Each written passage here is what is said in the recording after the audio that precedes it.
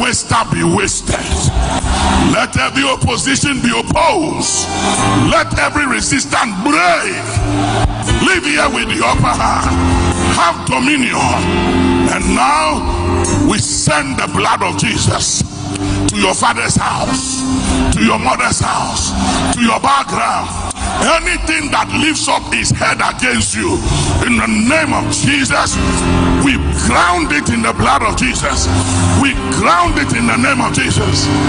Above all, any condition, pattern and cycles that are contrary to the will of God, to the word of God, to the plan of God for your life, today on the grounds of the blood of Jesus, we intercept it. Put your hands and say interception, interception, intercept, interception, interception, interception. We intercept, intercept, intercept contradiction. We intercept contradiction. We command you in the name of Jesus as more than a conqueror. Tell somebody, I declare that you are more than a conqueror. Tell two people, I declare that you are more than a conqueror. Tanumo onunchoni ha o dangma chichele wekun wani anuchumo osole moji ake obawo nani aya baba shoshu eshe. Amen.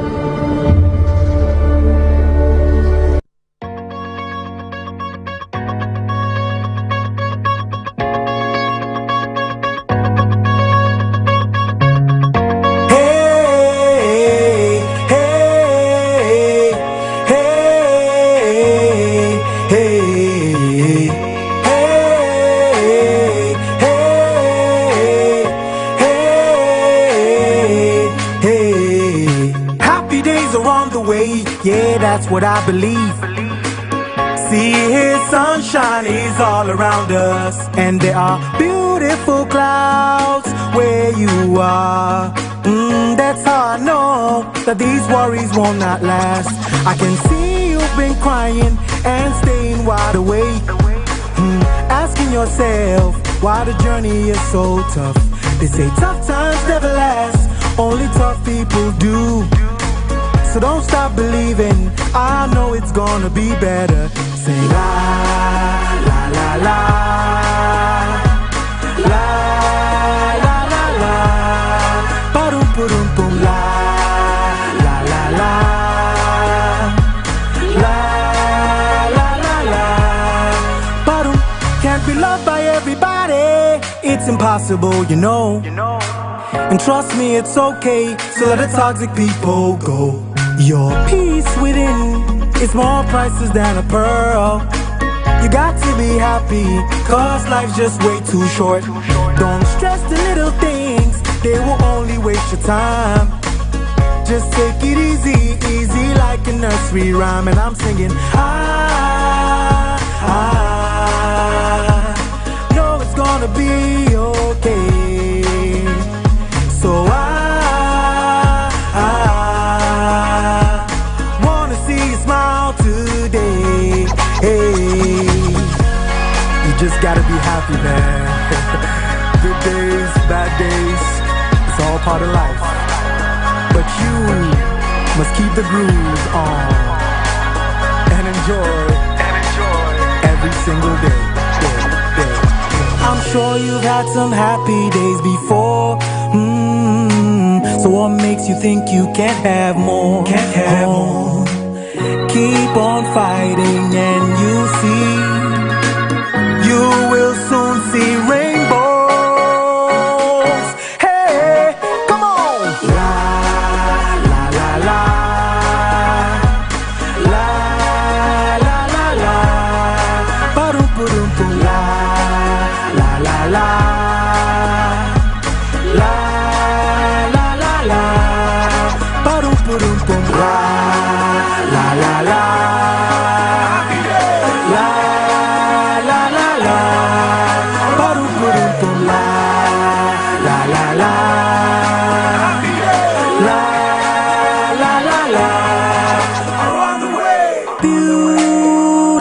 clouds. Where you are, there are beautiful clouds. Where you are, oh, oh.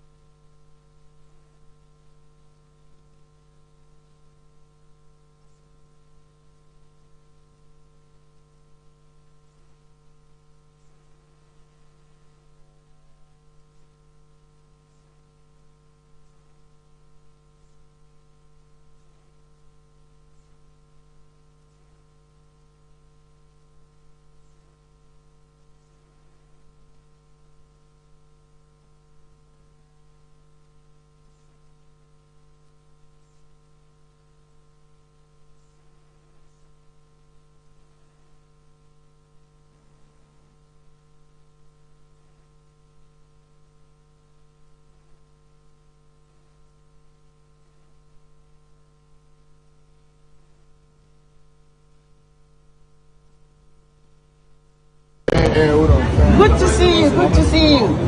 Say hello to us. Okay, ready. Ready, everyone.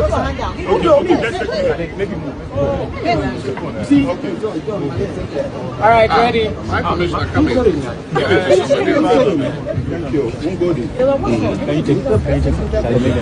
Okay. All right, ready. Over here, everyone. Say watching. Okay, thank you. Thank you. We are good. Thank you. All right, ready, everyone.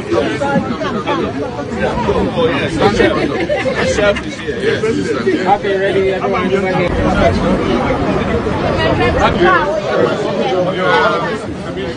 Yeah.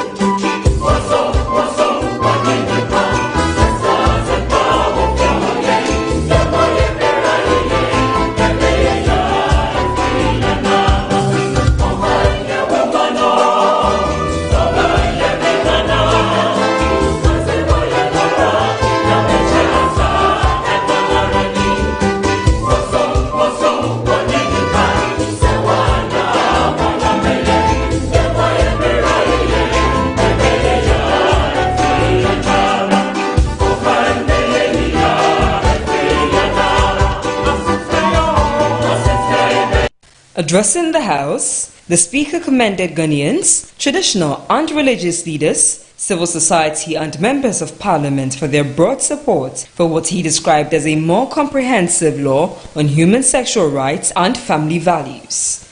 He also praised the bill's bipartisan sponsors and the committee that worked on it. However, Bagman raised concerns about how the final stages of the bill were handled. I invite honorable members to reflect on whether further consideration of this matter may better secure the confidence, unity, collective ownership of the bill, and respect of our faith, laws, and passion of the nation.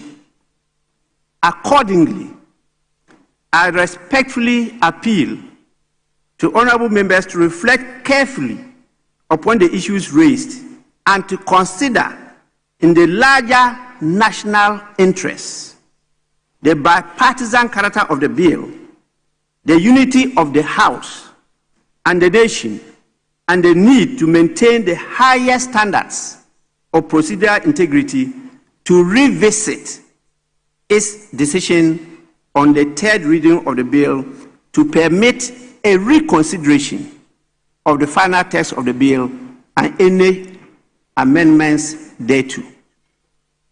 Such a course, if adopted by the House, would not be an abandonment of the bill, nor a rejection of its objectives.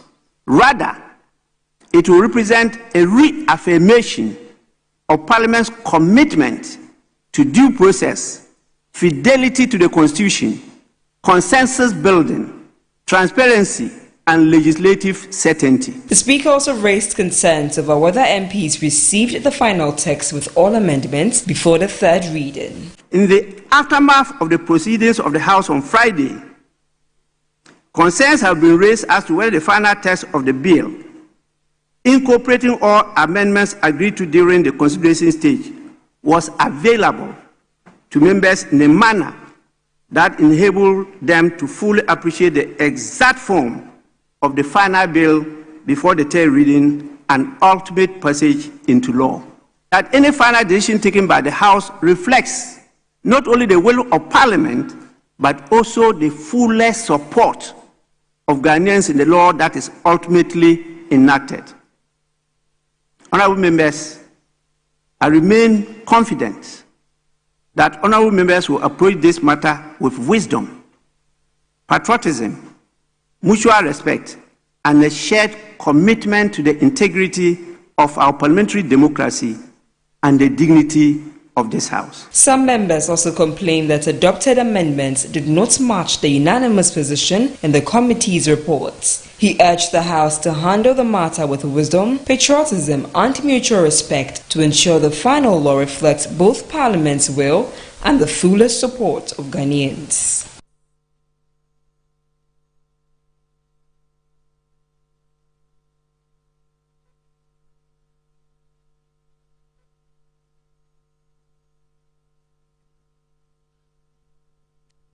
Addressing the House, the Speaker commended Ghanaians, traditional and religious leaders, civil society and members of parliament for their broad support for what he described as a more comprehensive law on human sexual rights and family values. He also praised the bill's bipartisan sponsors and the committee that worked on it. However, Bagman raised concerns about how the final stages of the bill were handled. I invite honorable members to reflect on whether further consideration of this matter may better secure the confidence, unity, collective ownership of the bill, and respect of our faith, laws, and passion of the nation. Accordingly, I respectfully appeal to honorable members to reflect carefully upon the issues raised and to consider in the larger national interests the bipartisan character of the bill, the unity of the House and the nation, and the need to maintain the highest standards of procedural integrity to revisit its decision on the third reading of the bill to permit a reconsideration of the final text of the bill and any amendments thereto. Such a course, if adopted by the House, would not be an abandonment of the bill, nor a rejection of its objectives.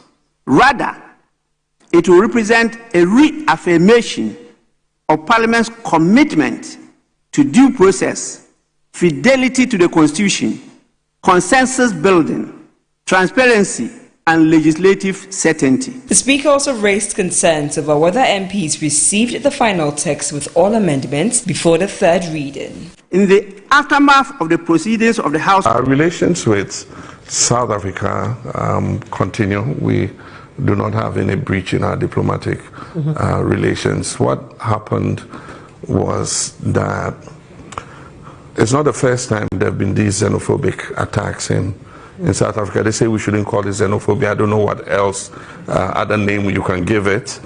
But there have been these surges in anti-foreign attacks. And normally those who bear the brunt are fellow Africans from neighboring states, Mozambique, Malawi, Zimbabwe, and before Nigeria.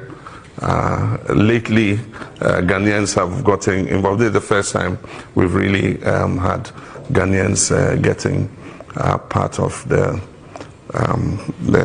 direction of attacks. We had a situation where people went on rampage, locked the shops of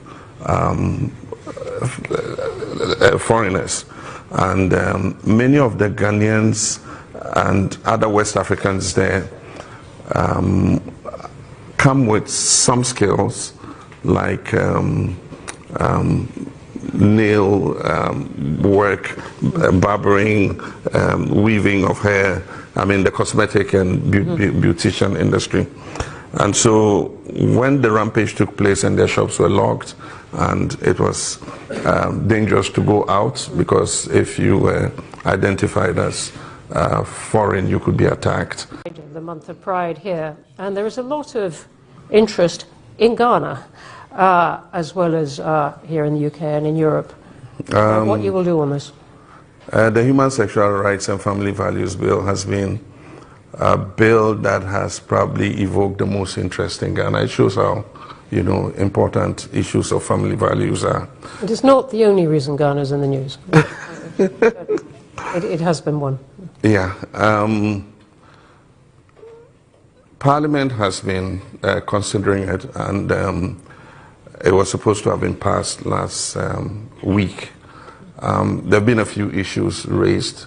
One, that's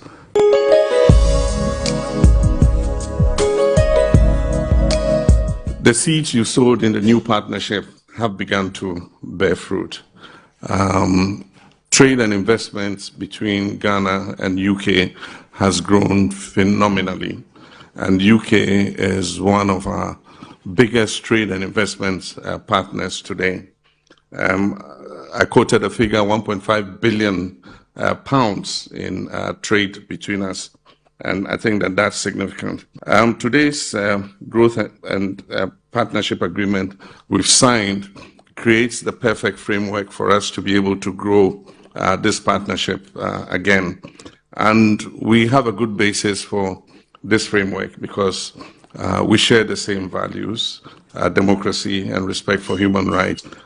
British companies can be found in all sectors of our economy, from oil and gas to manufacturing, to agro-processing, to digital innovation, financial, fintech companies. I think that we're sharing in the prosperity.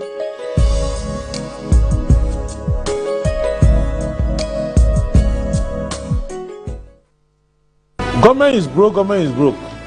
The people are spending billions to go inside the government that is broke. Have you ever seen a minister who resigned because government is broke before?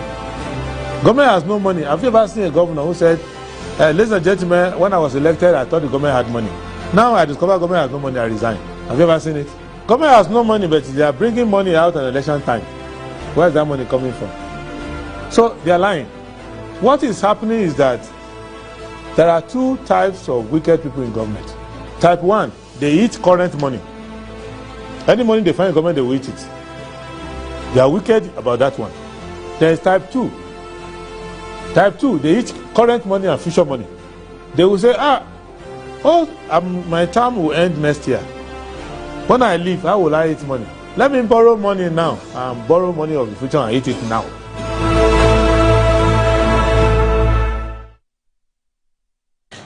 All right, good morning. Thank you very much for joining the show. This is Good Morning Ghana on the Metro Television. The show is also live on 94.1 FM. It's also live on your radio dial, which is the 94.1 FM I talk to you about. My name is Audu Moro. It's always a pleasure to come your way. It's a good Wednesday morning, isn't it? So far, so good. We thank the Almighty Allah for making it possible for us to return here and join the nation's conversation on the big issues that are making the rounds in our dear country, Ghana. The issues that we believe matter to you and I. And that's why guests here who are very passionate about Ghana, they take time off their very busy schedules to join us this morning because they're passionate about the issues that are happening in this country. They want to build Ghana. They want to make sure that Ghana is a much better place than our forebears envisioned it. Anyway, so today is the 3rd of June, 2026. And I'll go straight ahead and look at what the papers are reporting this morning.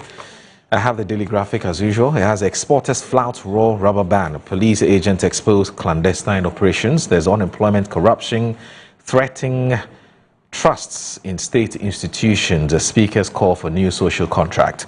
The SSNIT launches a telehealth service for pensioners.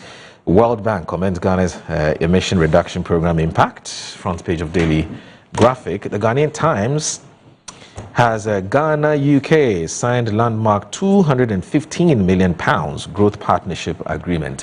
And the Cocoa Board proposes 10-year jail term for cocoa smugglers.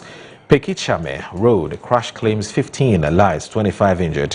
Speaker directs Parliament to reconsider anti-LGBTQ plus bill. And the turn rice sector into growth engine, VIP tells regional investors and policy makers. Daily Guide says Jacobu Chiefs rejects 24-hour market relocation. There's 15 perished, 25 injured in Pekichame Road crash. Speaker rejects past anti-LGBTQ bill. What's right must be done rightly. 4 jailed, 32 years for kidnapping. And there's King Kaku, that's Aka the Third, backs Mohammed's call for reparatory justice. The insight, countries that import too much food also import vulnerability, and I totally agree with the Vice President on that. VIP warns at West Africa Rice Investment Confab as government pushes for self-sufficiency. Government set to introduce rice import quota to boost local production, and as MPs demand crackdown on fuel pump fraud as GSA staffing gaps come under scrutiny. Premature campaigning must attract sanctions, the ACUC tells NDC elders.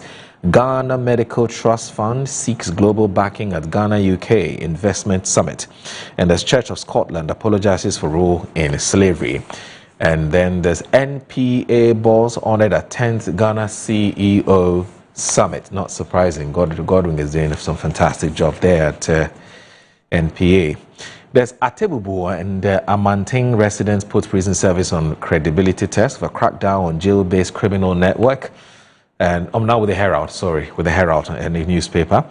Mahama rejects third term push at closed door meeting with NDC elders, reassures them of his exit plan.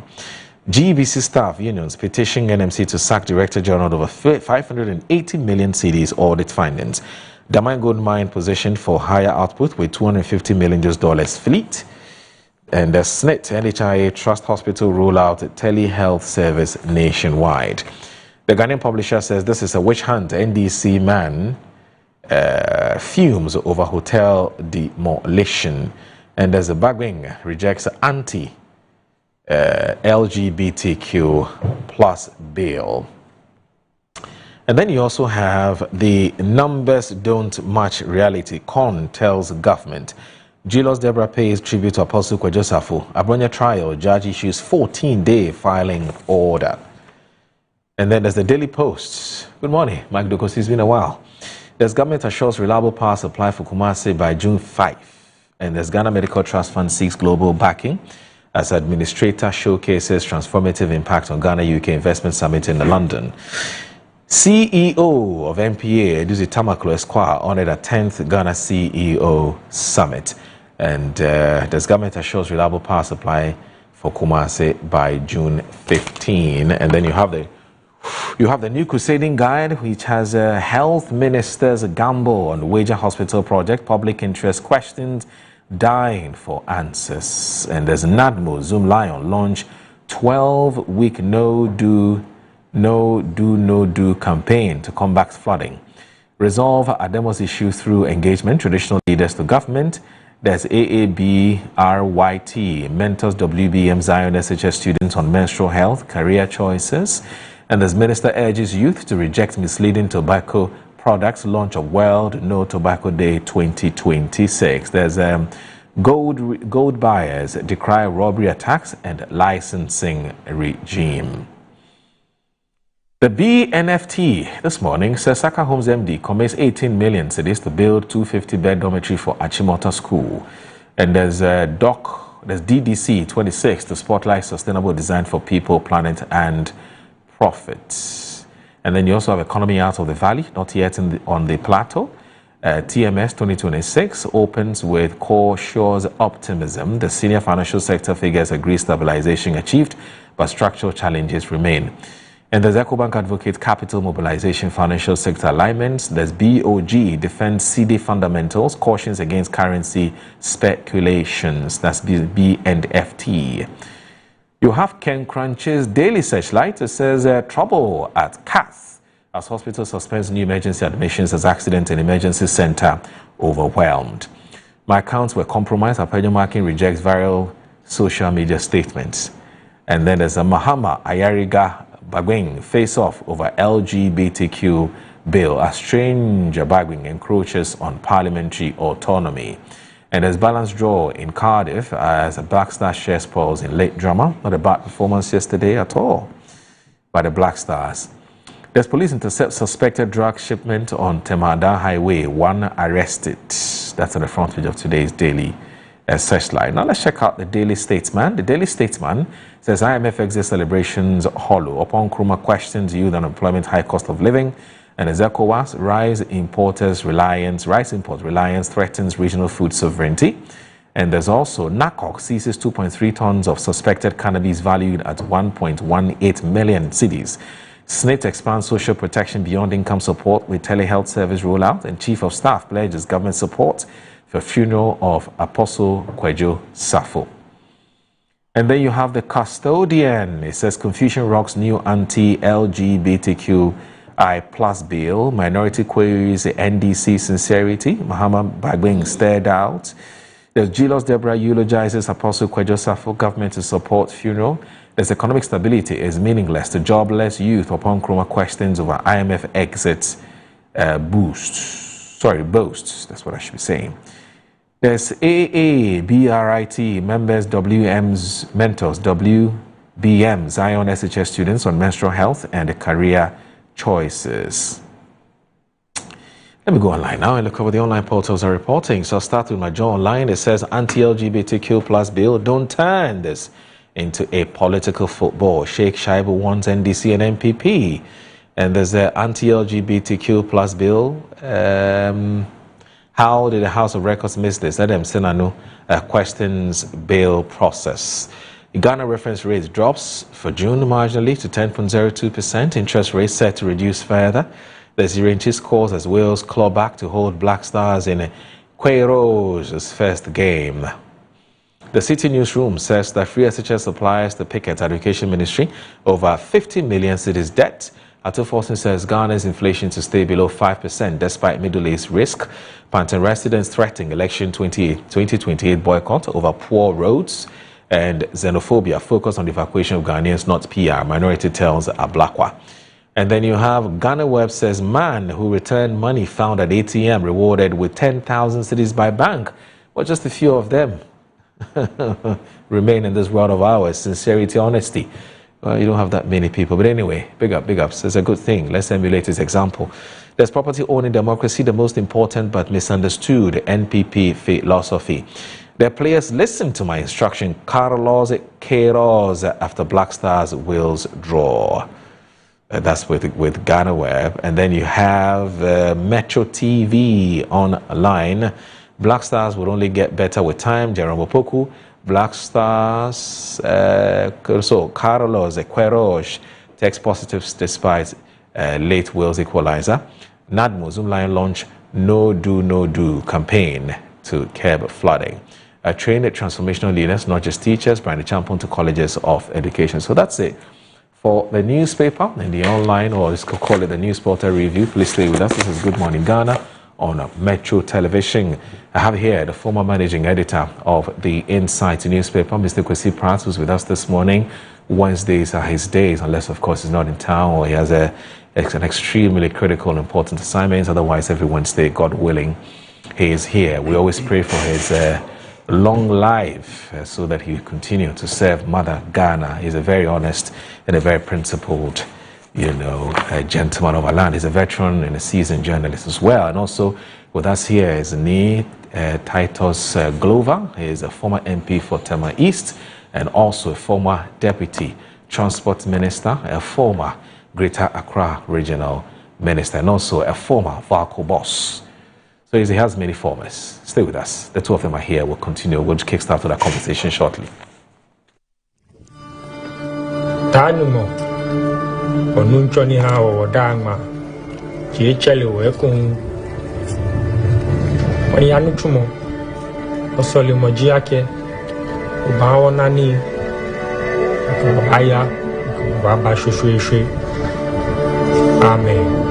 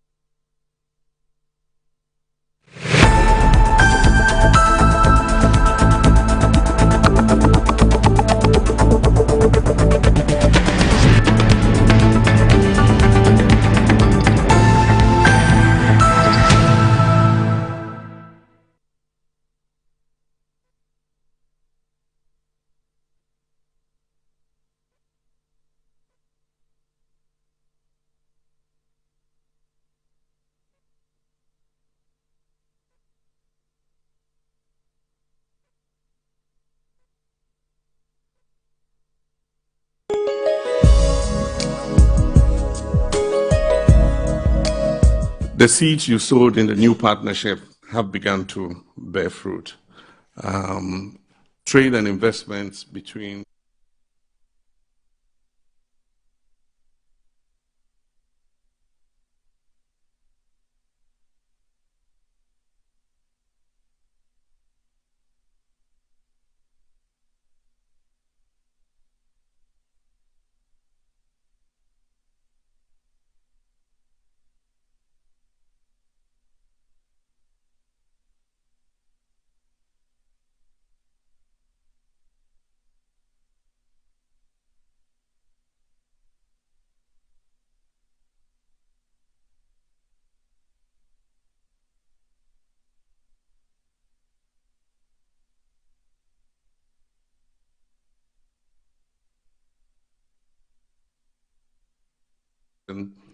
to digital innovation, financial, fintech companies. I think that we're sharing in the prosperity.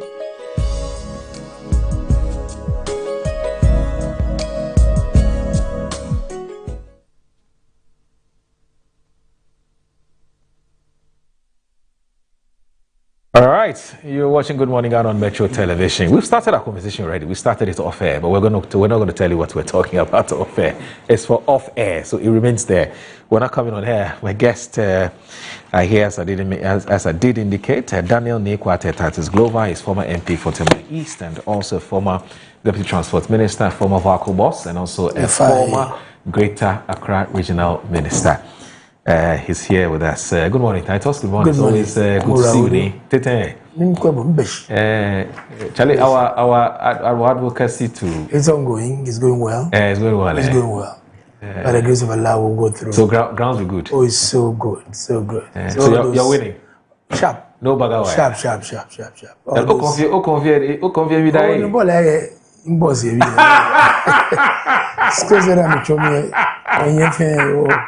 You know, so those cacophonic noises are going. We focus on message. It's just the grace that we need to adapt to whatever we are doing. I see.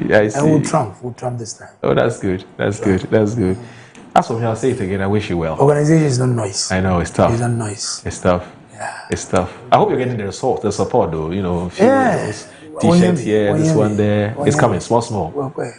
Okay. Me, my big brother, I couldn't get now after. Oh, you're waiting for big brother, he must stop. Contribution. Your boy is going, what's up? Oh, that man is on retirement. No. He has some few things he can do. Yeah, sure. Just a phone call away. He keeps telling all of us, I'm a nobody. So I don't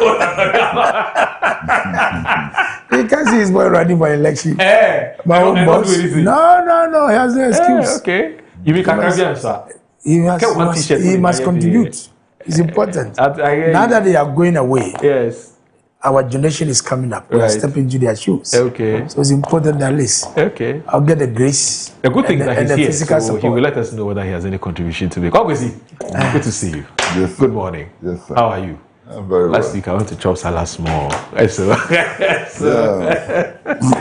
well, we're back, and I'm always happy to be here to see, especially the two of you. It's good. It feels good. Obviously. Yes, sir. How's family? How's life? Everything is fine. You know, to the extent that things are possible. Yeah, they're fine. Why not? You know. This morning, I don't know whether. Before I ask whether you have any contributions to make towards NIS, Friends and National Organizer campaign. You know, this morning I was flipping through my phone and I saw something on YouTube, and the caption there, I've not listened to it, but the caption there it's attracted a lot of viewership. Is that Mama has failed? He has not lived up to expectations, and then they write Kwesi Pratt Jr. And I'm like, Now, the Kwesi Pratt, I know, won't say, I mean, not even to his fiercest critics, he won't say that the person has failed. He will criticize what he thinks is not going rightly. You know, and I don't know whether I can find it. I honestly wanted to. But did you say any such thing? No. On Peace FM, I'm told. No, look. There's no such thing. I think there's some really absolute crazy things are happening. Yes. Yesterday I had to deal with one. Okay. Somebody had actually created a poster with the logo of Pan-African Television. Wow. Claiming that President Mahama had said categorically that he would not sign the LGBTQ bill. And we've actually found the name of the person who posted it. It's an MPP communicator in Kumasi. Okay. I think these things must stop. You understand? They must stop. They're so unfair. You see? Here we go. You have failed so early. NDC Kwesi Pratt Jr. angrily blast John Mahama. There's no truth in it, you know. Anyway. And those who do that must understand that they're causing a lot of harm to many individuals. Some people actually went to the extent of opening a Twitter account, a Facebook account, and started posting things in my name, you know. Understand that I'm not the only victim. I've spoken to many people who have said that they are very worried, and most of them just don't know what to do. Yeah. Because you close one account, you go for verification, close one account, the next day 2 accounts are opened in your name, and so on. It's so horrible. And that is the reason why sometimes I get worried about these, you know. Oh, this is the one you're talking about? Yeah. Wow. Completely fake. You know, and yet it uses the logo of Pan African Television. You know, completely fake. But you know, Moro, yes. This is why I get very deeply concerned. When such elements are dealt with, you know, and people come up and say it's an attack on press freedom. How can this be an attack on press freedom? People who deliberately, you know, are poisoning the political atmosphere, are feeding the political atmosphere with trash. People are destroying the reputation of others. Deliberate.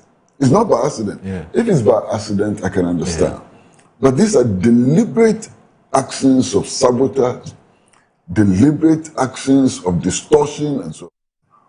Why should they go free? Why shouldn't they be punished? You understand what I mean?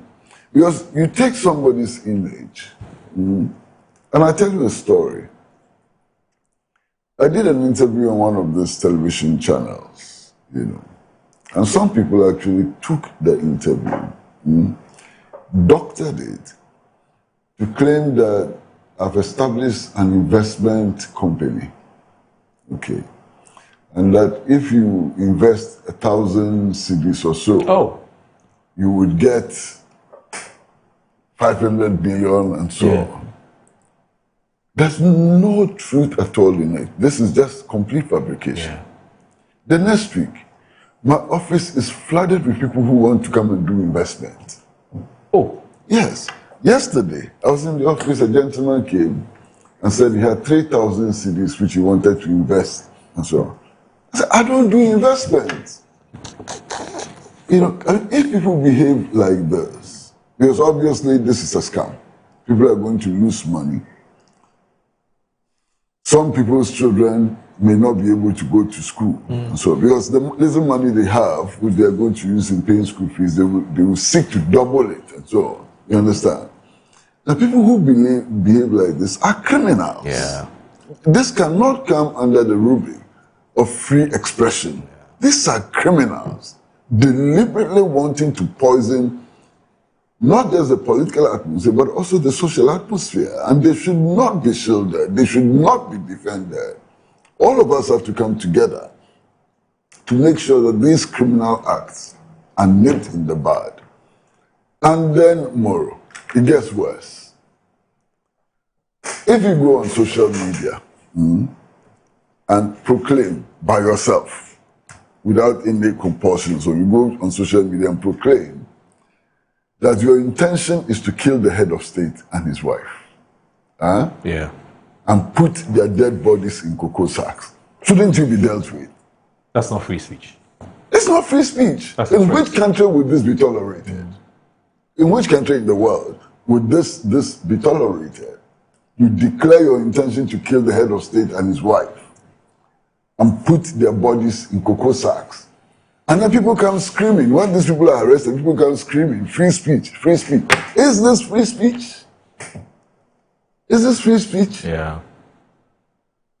You know, you go and take somebody's billboard with his logo and so on, and change the writing on the billboard and post it, and put the person in jeopardy and so on. And you expect to go free? Terrible. I think the irresponsibility is too much, and it's time to deal with it. You understand? I spent most of my lives,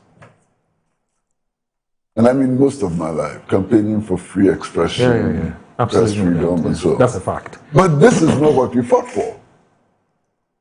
This is not what the Yale Grahams, Professor Karikaris, and Cabral Mihias and so on. This is not what they fought for. Right. This is recklessness in the extreme, with severe social, political, and even sometimes economic consequences. You understand? But this shouting about free expression and so on, please, let's be careful. Look at how far it's gone. Look at where people are taking it. And I'm sure the poor chaps at Pan-African TV, I'm sure, have come under all kinds of pressure. People calling, is that what you guys said? Blah, blah, blah, you know. I mean, terrible. When they know nothing about it. I criticize the Mahama administration. When I have to criticize the Mahama administration, I criticize the Mahama very administration. fiercely sometimes, yes. So, how can I, in all honesty, proclaim that the Mahama administration has done nothing, it has been a total failure and so on? That will fly against the evidence. Yeah. You understand? And then you go and put this in my mouth and put it on social media and so on. And you think it's fair, it's free speech. Uncle, if you think you're the only victim of an online scam, watch what some people have done to me. Watch it. Headlines all the time: crisis, unemployment, inflation. Everywhere you look, prices are rising. And now I hear you, Sammy Awuku, saying that anyone in Ghana can win 11,200 Ghanaian cedi today. Is this really possible? How does it work? I am always in favor of honesty and transparency, so I will say it bluntly. The system really works. This is my personal project. I've seen too many people lose money on fake websites. Please don't make the same mistake. Use only the official website. The link is just below this video. I use this program myself and trust it 100%. People who deposited 270 cedi yesterday and registered today have already withdrawn from 10,000 cedi to 11,200. This program has been providing financial stability to thousands of Ghanaians for 2 years now. People ask, where's the catch? There is no trap here. We have created a financial program that allows you to earn money without wasting time and effort. Thanks to the Bank of Ghana and the major entrepreneurs who have made the use of this technology. We didn't want to play the entire video, but this was an interview I had with Sammy Awuku. It must have been in 2023, at the time at NLA. Somebody went to take this video and has decided to doctor it with AI, using the AI tools, and now is creating the impression that me and myself and Sammy Awuku are now operating an investment company. And so people should bring their money. And there were actually friends of mine who believed it. Oh. And were calling me to tell me that they have some spare money somewhere. They want to bring their money for me to do investment, to double it for them. And I said, I don't do investment. And I'm getting all kinds of calls and you know, everywhere. In fact, there was yesterday or 2 days ago, I was somewhere, somebody said, Charlie, your investment I could do. So I said, no, I don't do investment. You know, so it's real. So don't you think that people it's like serious. This should be arrested and dealt with so when you go after somebody like this, they say you're attacking free speech. People like this should be arrested. They should be prosecuted. Yes. These are criminal elements. You understand? It's a criminal element. It's terrible. You know, you go on social media, and I have to be careful not to sound prejudicial. Yes. You go on social media, and there's a judge, and you know the reputation of judges are so important. Yeah. If you destroy the reputation of a judge, you've just destroyed him completely. And you go on social media or whatever platform, and you say that there's a judge who is so politically motivated that anytime a case comes before him, he rushes to Jubilee House for instructions. And you think it's okay, it's fair game. You should get away with it. How can you get away with this? Because see, that one, the understanding I have from the critics or those who are criticizing the judge is that this is an attack on his person. That's the argument. Because they're attacking his person, there are civil avenues available to him. No, it's not true. So sue Abronye. No, it's not true. Okay. Check the laws of contempt. The laws of contempt are very clear.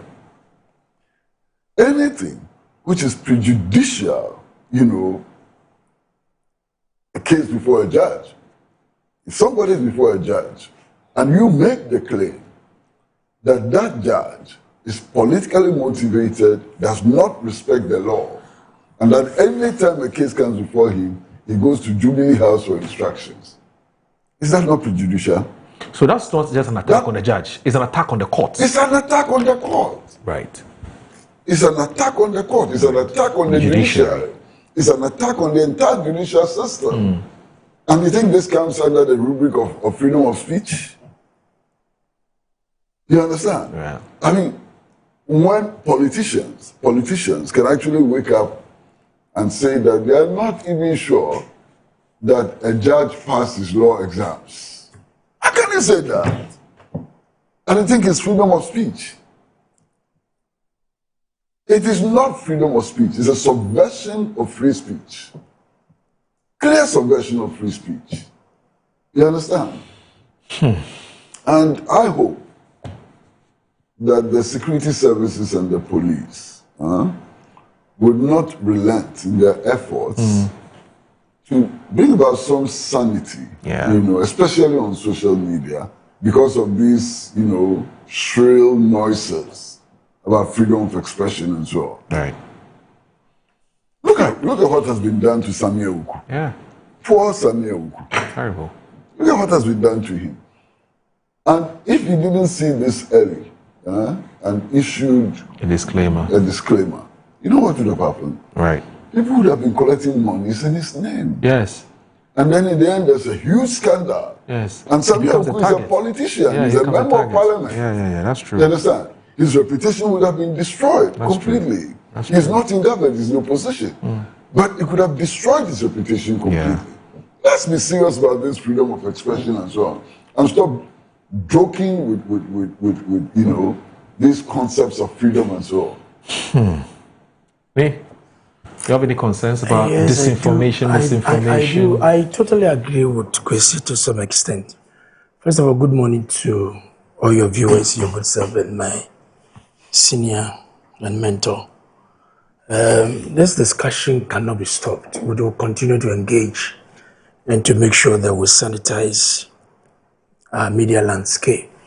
These days, the traditional media has been overtaken by these social media developments due to this technology age that we find ourselves. So in as much as we want to condemn some of these activities, it's also important that we look at sometimes the conduct of some of these people. For example, this judge that he's making referral to. I'm a student of law, you know, so when you look at fair trial and Article 19, 2, where presumption of innocence is a very critical component of criminal jurisprudence, you know, and which is very key. Then you go to Article 14 that talks about liberties, you know, on the rights of the citizen. I mean, how do you say that you are putting the guilty, the person into custody until the final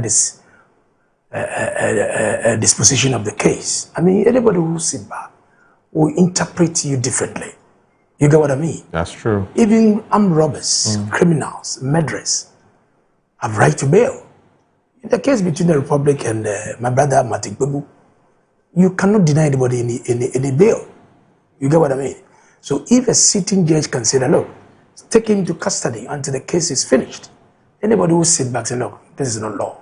So I think that out of anger, emotions, and some of these responses came about. But we also critically need to look at how the judge handled this matter. That is how all these things are coming up and all that. So I think that it will help each and every one of us if we're able to conduct ourselves well, in the way we communicate, the way we speak, and the respect with the elderly. The insult all over the place. Me, I'm not trained like that. I was born into the Anglican faith. I studied in the Presbyterian doctrine in Presec Legon. I'm a Pentecostal in the Full Gospel Church International. Per my upbringing, I'm not taught to insult an elderly person, let alone even somebody who is younger than me. We need to give respect to everybody. You can be criticizing without insulting. You can be throwing your punchlines without insulting. After all, we can criticize the government. Right. But where do we say you want to insult? I mean, insult does not bring votes. I keep telling my colleagues, I said, insult does not bring votes. The people want your vote. So speak to him or her in a way that will accept whatever marketing, political marketing that you want to do. So for me, I will not support anybody who wants to insult authority. I will not yield to anybody who want to demean somebody, because when you distract somebody, it's a loan. One day it will bounce back to you. You get what I mean? So please, let us be very mindful. Anybody who's watching us, both sides, you know, it's happened before. Yeah, but does any behavior justify a threat on somebody's life? Not at all. That's the point Not I'm at all. making. Yes. Not at all. You see, condemning now, we should also go back. What some people have also done. Yes. I'm not saying I want to equalize, but we're in this country.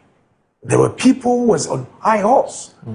Akufo-Addo is the most vilified, insulted politician in this country. We saw it. There was one of these NDC broadcasters in one of the media houses. He was saying that the aircraft that the president was even flying with shouldn't crash. It's all over. All these things are not helping us. I mean, if it was wrong yesterday, it certainly must be wrong so today. what I'm saying is that, they are all not good. Okay. Going forward. So what some people did in the past that has compelled others to also pay them in their own coin, I will not go that route. I want to make sure that what I think is wrong, I'll say it. I'm here. Anything good the president is doing, I'll support it. Okay. You understand what I mean? I will support anything that it does. But so long as things are not going well, the graphics are there. You can see them. I will criticize him accordingly. All right. But I will not support anybody who will do something. You see, Moro. How is he? Well, first, fortunately. Yes.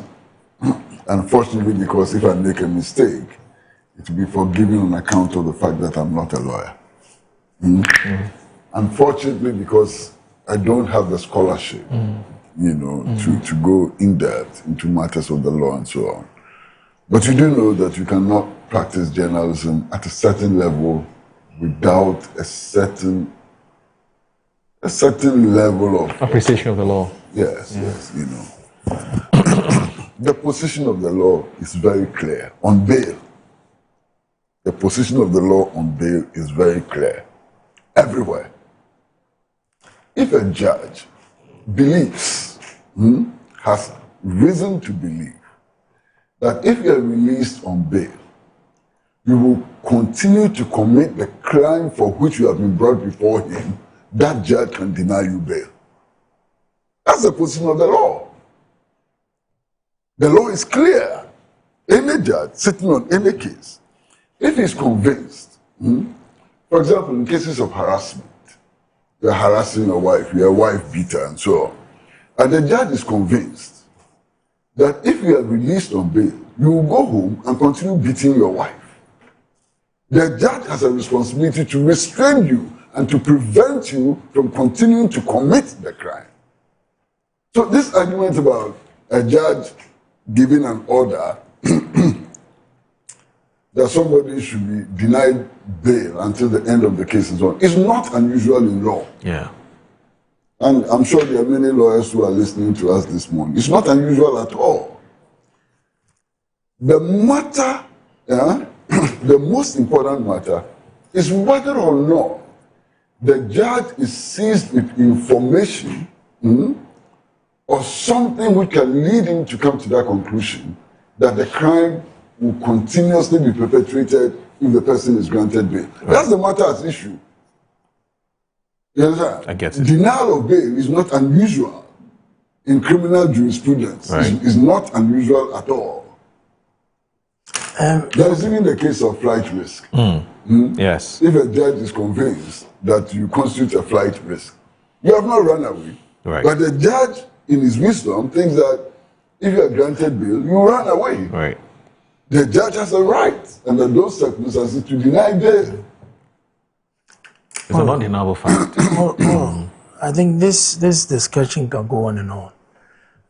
I agree with Kwesi that judges have discretionary powers in exercising their authority in the court.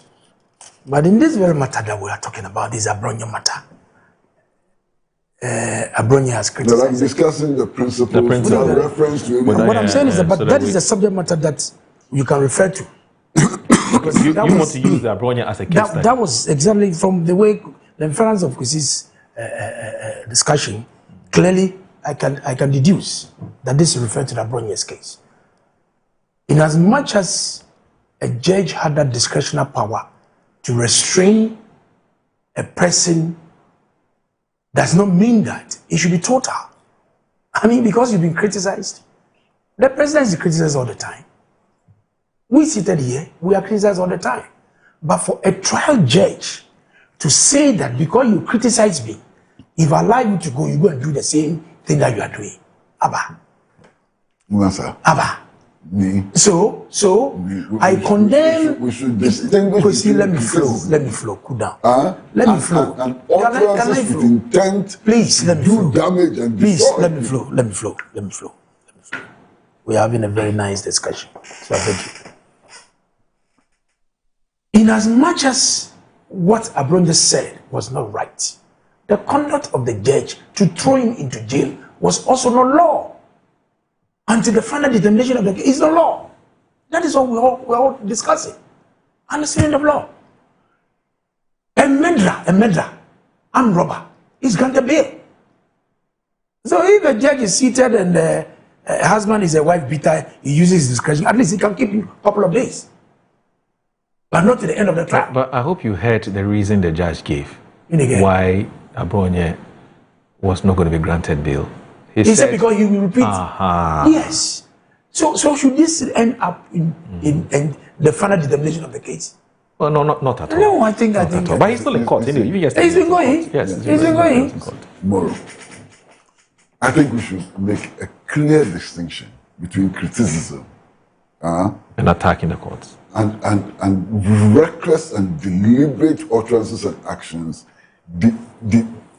deliberately done. I concede. You see, the problem is that the lines appear to be a bit blurred. No, they are not blurred at all. You think it's clear? I don't allow anybody to. Listen, I'm sitting here.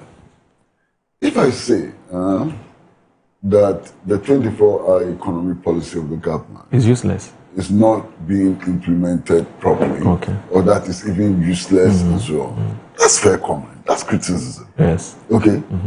But if I come and sit here and say that the president is a thief, he has stolen so much and deposited it into an account, it is not criticism. That's libel. It is not criticism at all. Libel, yeah. You know, I can come and say that, look, I disagree with the judgment of a high court, of even the Supreme Court. Because as far as I'm concerned, it is not consistent with the provisions of the law. You understand? Yes. That is criticism. But if I come and sit here and say that I disagree with the judgment of a court because the judge is a thief, he has collected bribe, he has stolen money and so on, it goes beyond criticism.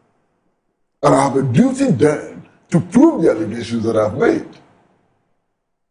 Do you understand what I'm saying? I understand you. So don't let us reduce everything to criticism. It is not criticism, it goes beyond criticism. For the utterance, and I'm not quite comfortable that this conversation has more or less degenerated into a discussion of a specific case involving Abronye. I know that wasn't your wish. Yes. Yeah, I don't want to. You wanted us to attack the principle rather than the person. I have no interest in discussing Abronye. So Moro, going forward, what happened yesterday and has been done today are wrong. We need to condemn what others have done in the past. All right. And we'll sat aloof and watch them to be misbehaving and doing all that. Okay. We didn't hear some of this condemnation and all that. All right. It's only today's one that we're talking about. So it's important that we look at it entirety. Okay. And make sure that look, we don't repeat. The thing about Kokesi, I'm sure as we've all, grown to appreciate and to know him for, a certain principles he won't compromise on. I mean, he's been consistent when it comes to differentiating between attacking. I know. No, I'm not saying you. I'm not saying I know him, but I'm just saying this based on also my knowledge of him. It's like he's consistent. We're attacking somebody and criticizing the person, so he's just being consistent with what we know. Ahokwesi. Let's move. So I think let's just move on.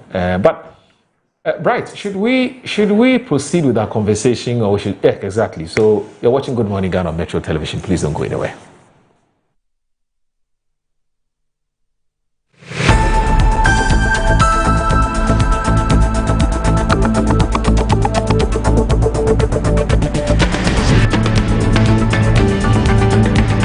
Finding the ideal property shouldn't be a daunting task.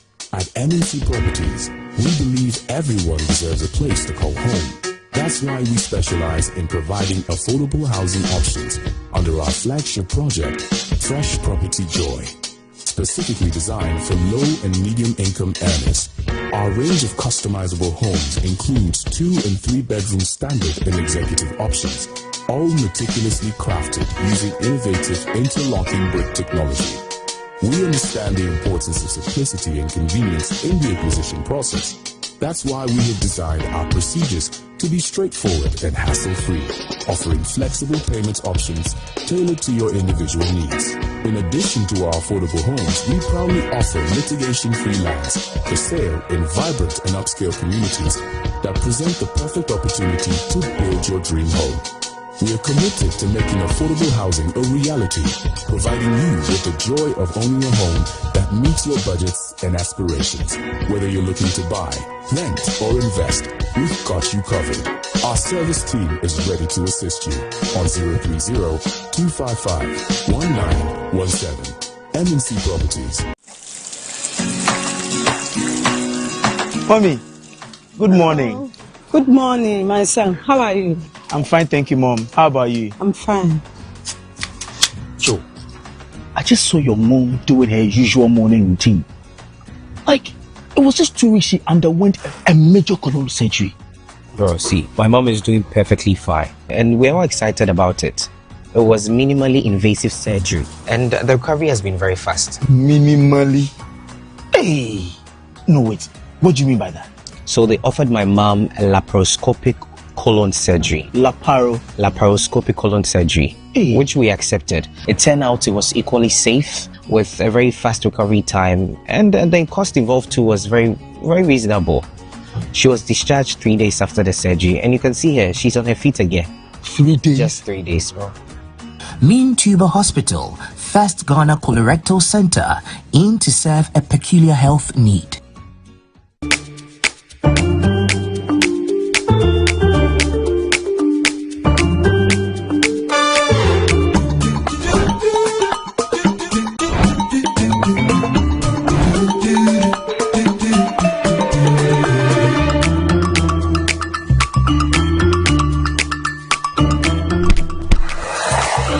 Hey buddy, it's me Azar. Yeah, me now they see. Hey, you don't look fresh. Oh. Hey. With your label today, me. Wait till you see what's inside me. Azar, freshly made inside and out for greater coverage and colors that last longer and beautify your walls, spaces and places. Azar, no size. Go ahead. Buy now. Azar, #1 from Azar Group since 1921. Grab your bottle and unleash the taste of Storm Energy Drink.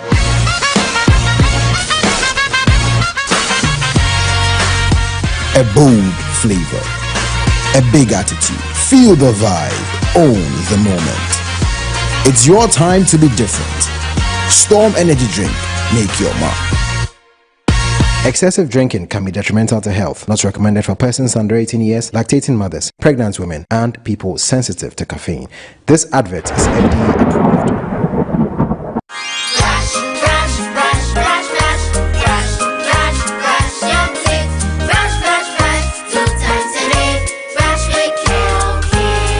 Hello, my friends. My name is Calkit Toothpaste. Wow. I was made to be gentle on your gum, but protected.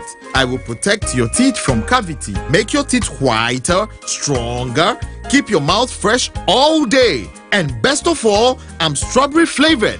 So put on a smile and try me. That's amazing. Just try me. That's my job. If you say so, jump on my brush.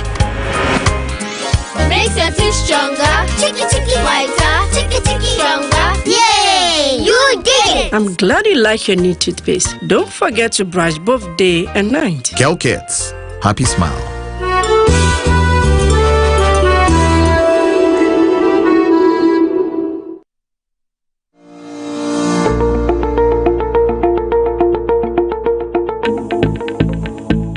West Africa stands at a defining crossroads.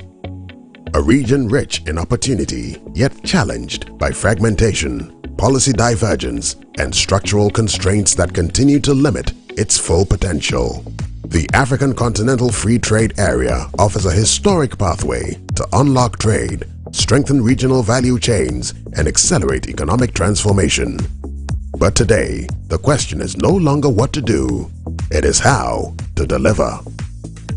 Join live on 30th June 2026 at 11 o'clock GMT on Metro TV Ghana, DSTV Channel 277 and EBIT's digital platforms for the 5th edition of the President's Round Table on the theme, Financing Integration in a Fragmenting Region, Making AFCFTA Work for West Africa. This high-level dialogue is designed to move beyond discussion and drive action, to identify bankable cross-border anchor projects that deliver tangible impact within the next 12 to 24 months. From transport and logistics corridors to digital trade systems to export-oriented manufacturing value chains, this roundtable will spotlight solutions that transform ambition into measurable results. Participants will address critical questions. How do we unlock financing for regional projects? How do we overcome regulatory barriers? How do we secure strong joint suffering commitments? This exclusive event, broadcast live from the Metro TV studios in Accra and convened by Dr. George Ejegum Donko, President and Chairman of the Board of Directors of EBIT, will assemble policymakers under the theme, Financing Integration in a Fragmenting Region, Making AFCFTA Work for West Africa. The vision is clear. The opportunities are real. Now it's time to deliver. Tune in on 30th June 2026 at 11 o'clock GMT on Metro TV Ghana, DSTV Channel 277 and EBIT's digital platforms for the 5th edition of the President's Round Table. Mark your calendar and stay updated on this event via EBIT's digital platforms. ECOWAS Bank for Investment and Development, EBIT. Transforming ECOWAS communities. June 3rd, 11 years ago, tragedy struck the heart of Accra. Lives were lost, families were changed forever, and a nation mourned. Today, we remember through action. Let's Love Lead NGO present the 4th edition of the June 3rd Memorial Sanitation Drive, bringing together celebrities, musicians, community leaders, chiefs, influential politicians, and the general public for a major cleanup exercise from Nima Mambo Bigata to Paloma and its environs. Together, let's keep our communities clean and protect lives. Date Saturday 6th June 2026. Location Nima Mambo Bigata to Paloma, Accra. Time 6 a.m. prompt. Come ready to clean, come ready to serve, come ready to lead with love.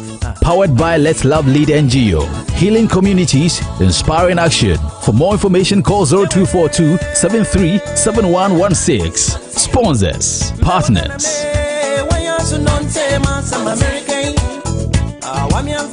Finding the ideal property shouldn't be a daunting task. At MNC Properties, we believe everyone deserves a place to call home. That's why we specialize in providing affordable housing options under our flagship project, Fresh Property Joy. Specifically designed for low and medium income earners, our range of customizable homes includes 2 and 3 bedroom standard and executive options, all meticulously crafted using innovative interlocking brick technology. We understand the importance of simplicity and convenience in the acquisition process. That's why we have designed our procedures to be straightforward and hassle-free, offering flexible payment options tailored to your individual needs. In addition to our affordable homes, we proudly offer litigation-free lands for sale in vibrant and upscale communities that present the perfect opportunity to build your dream home. We are committed to making affordable housing a reality, providing you with the joy of owning a home that meets your budgets and aspirations. Whether you're looking to buy, rent, or invest, we've got you covered. Our service team is ready to assist you on 030-255-1917. MNC Properties. Mommy, good morning. Good morning, my son. How are you? I'm fine, thank you, Mom. How about you? I'm fine. just saw your mom doing her usual morning routine. Like, it was just 2 weeks she underwent a major colon surgery. Bro, see, my mom is doing perfectly fine, and we're all excited about it.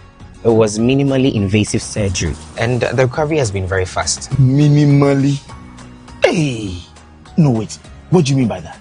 So they offered my mom a laparoscopic colon surgery. Laparoscopic colon surgery, which we accepted. It turned out it was equally safe with a very fast recovery time, and the cost involved too was very, very reasonable. She was discharged 3 days after the surgery, and you can see her, she's on her feet again. 3 days? Just 3 days, bro. Mean Tuber Hospital, First Ghana Colorectal Center, aimed to serve a peculiar health need.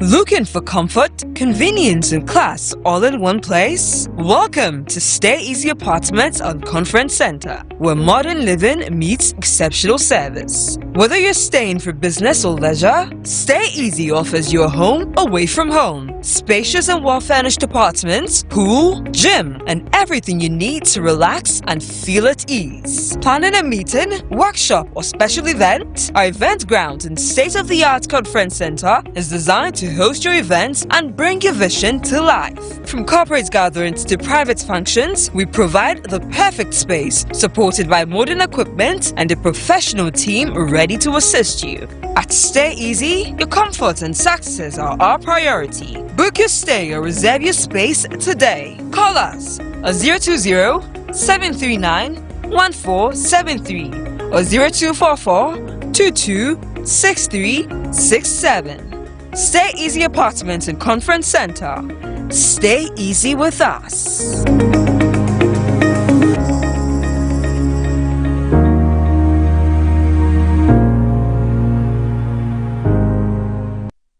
Yes, next.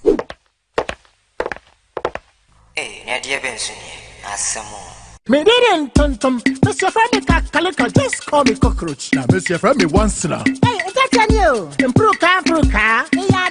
Yeah. Captain Mosquito, double the action.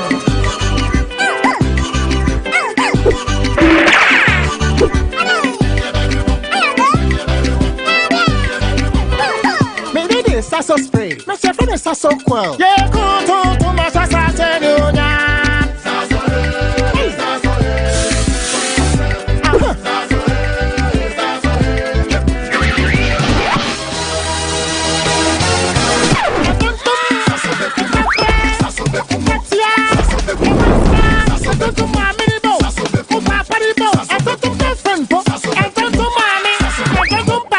Sasso. Come on, Tom Preco.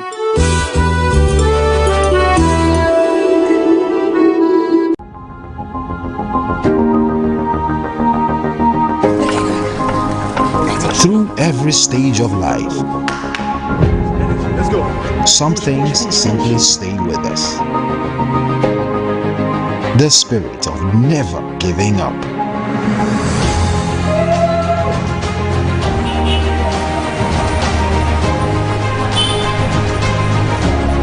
A throwback to a bygone era when love was service. A silent statement of love.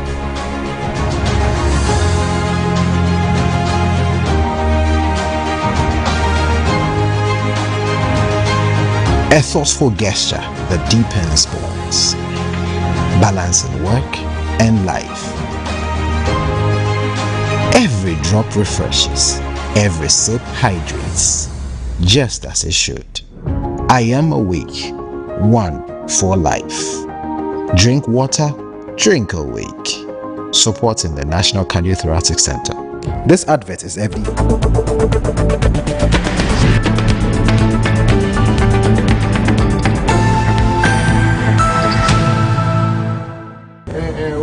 Good to see you. good to see you. Say hello to us. We're here. Okay, ready?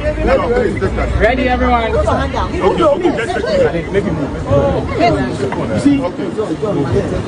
right, ready?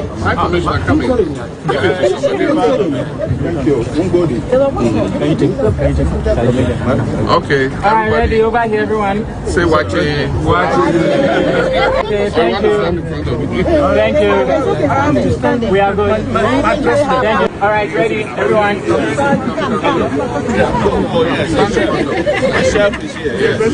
Okay, ready, everyone.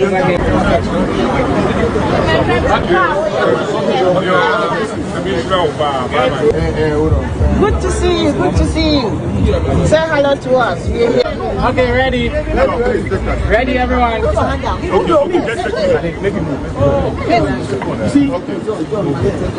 right, ready?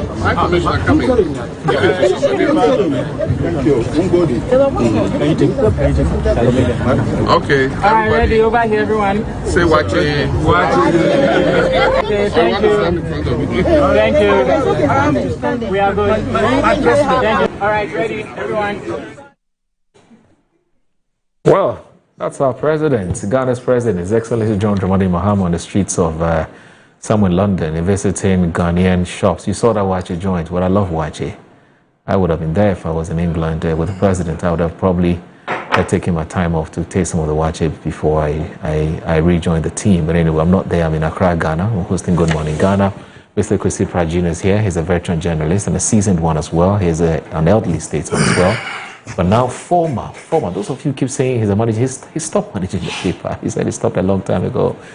He's moved on. So he's a former managing editor of the Insight newspaper. But I can understand, he's been managing the paper for many years. And so some of our colleague journalists are struggling to transition from that role to his new role. He's a former managing editor of the newspaper, of the Insight newspaper. And also here with us is Titus Glover. Titus Glover is a former, he's a man of many formers. Former MP, former deputy minister, former regional minister. And also he used to head VALCO. He was on the path of doing some transformational stuff at VALCO. Unfortunately, he couldn't continue because his party lost the 2024 elections. And so he's had to, give way for somebody else to start. And sometimes, I don't know, I think our politics must get to a point where somebody is doing a good job, even if the person doesn't share your political ideology. You leave the person there to continue to do the job. If the person is working for Mother Ghana, doesn't have any ill motive, nothing, is just doing the job, we must get there. And I really, really would want to see that in our generation. Let's see how that goes. But anyway, but before we go ahead, gentlemen, there's, your very good friend, Marco Joboafu from the United States of America. He sent this message. And it's in relation to the conversation we had earlier about where to differentiate attack on the judge, attack on, the court and so on and so forth. He's sent a very interesting message on this one. And it says, "Good morning, my brothers. In Ghanaian law, you can criticize the reasoning of a judge, but calling it unlawful in the case of Abronia requires showing the judge where the law was misapplied or acted without jurisdiction. Here's how it plays out in the Abronia case. 1. The legal framework for bail in Ghana. Bail is governed mainly by Section 96 of the Criminal Procedure Act 1960, Act 30. Courts may deny bail if they believe the accused, 1. might abscond, 2. might interfere with witnesses or investigation, 3. might commit a further offense or is charged with certain serious offenses." This is the buttress the point you made earlier. Mm-hmm. Now, for misdemeanors, the presumption is strongly in favor of bail, which is Article 14.4 and 19.2c of the 1992 Constitution, also protect personal liberty and presumption of innocence. Under Section 96.5, judges have discretion to deny bail if they reasonably believe the accused may commit further offenses. The test is whether the judge gave reasons connected to the statutory grounds. Citing national security and risk of repeat offenses falls within that discretion, even if the reasoning style was unusual. The fact that a later court granted bail doesn't automatically mean the first judge was wrong. Bail can be revisited when circumstances or arguments change. Thank you so very much. That's the thing I like about Mr. Marco Joboafu. He goes beyond what is being said. He does the digging and then he shares knowledge. Thank you so very much, Mr. Marco Joboaf. And keep watching Good Morning Ghana. So, gentlemen, I want us to look at this and I want us to start with this topic for one reason. Mr. Kwesi Pratt is here. He's been very vocal on this matter. And he's one of those who has expressed his utter disgust at a situation where persons are peaking ahead of time. And I want to use the word of the former President Kufuor, who are all over the place making it obvious that they want to succeed the president. And that statement, I believe, was provoked by the article or the opinion piece which was authored by Dr. Callistus Mahama. And wherever you are, Doc, we wish you well. And of course, we saw all kinds of, reactions that greeted it. In fact, Mr. Kwesi Pratt was opinion that, look, this is President Mahama talking through his executive secretary. Some were even questioning Dr. Callistus's locus, for issuing that opinion piece. Now, the elders of the party, Council of Elders of the party, on Monday issued a statement. In fact, they issued it on Sunday. Monday, it made it into the press, and we all reviewed it here on the show. And essentially repeated what Mr. Kwesi Pratt says. Forget about whatever ambitions you have and focus on the job at hand. You make Ghanaians happy, you win the next elections. Now, apparently, in that same meeting, the conversation was not just about the attitude of some appointees, but the conversation was also according to the Herald of today. And I have no reason to discredit the Herald newspaper. I think Larry Dogo is doing a fantastic job. The Herald of today is reporting on its front page that in that same meeting, when the Council of Elders met President John Dramani Mahama to discuss his appointees trying to lobby to succeed him and so on, the issue about whether he himself personally had any interest in doing another term came up. And the president denied flatly and said he has no such intentions. And so let me now read a paragraph or two of how the paper, Larry Dogo's Herald, reported it. Now, it has the picture of the president himself, and then you have Alhaji Mahama Idrisu, and then who's the chairman of the Council of Elders of the NDC, and then you have Johnson Seydou Nketiah, who's the national chairman of the party. I want to believe he was in that meeting. Now, President John Dramani Mahama has once again ruled out any attempt to seek a third term in office, reiterating his commitment to Ghana's constitutional two-term presidential limit during a high-level meeting with the National Democratic Congress Council of Elders. The Herald has gathered that the president restated his position at an emergency closed-door consultative meeting with the Influential Advisory Board at the Flagstaff House on Friday, May 29, 2026, shortly before his departure for the UK. Sources familiar with the meeting said President Mahama used his occasion to put to rest persistent speculation about a possible third-term bid, a subject that has generated considerable debate within sections of the ruling party and the wider political landscape. The Elders Council, chaired by Alhaji Mahama Idrisu and attended by several veteran party figures, including some who have been associated with the party since the PNDC military era, was convened primarily to address growing concerns over premature succession campaigns within the NDC. Now, according to sources, President Mahama firmly reiterated that he would not seek another presidential mandate beyond his current term, reinforcing remarks he first made during a state visit to Singapore last year. Now, the intervention comes amid increasing tensions within the governing party over succession politics, with reports suggesting that rivalry among supporters of various potential presidential aspirants has begun affecting constituency and regional party activities. Notably, the meeting took place without the participation of the NDC's General Secretary, Fifi Avikwete. He wasn't there. Johnson and Seydou Nketiah, both of whom have publicly rejected calls for President Mahama to seek a third term. The issue has become increasingly contentious within party circles amid growing public advocacy by some supporters urging the president to explore constitutional avenues that could allow another presidential bid. Some proponents have argued that the Supreme Court should be invited to interpret whether the constitutional two-term limit applies only to consecutive terms or to the total number of terms a president serves throughout his or her political career. However, the party's leadership has consistently dismissed such suggestions. The matter is actually in court. Somebody's taking the matter to court anyway. I think one knee something is taking the matter to court. So we'll see what the court will say. But Obviously, should this lay the matter to rest finally? Or you think there are some questions to ask? Well, I think, first of all, this is a master stroke from President John Dramani Mahama. Clearly, a master stroke. And you recall that when this discussion started, I made the point that I was not expecting the Mahama I knew to go for a third term. Right, I recall. And that if he went for a third term, it would surprise me, because I've known him over many years. And I didn't think that the Mahama I knew would opt for a third term. I made this very clear from the very beginning.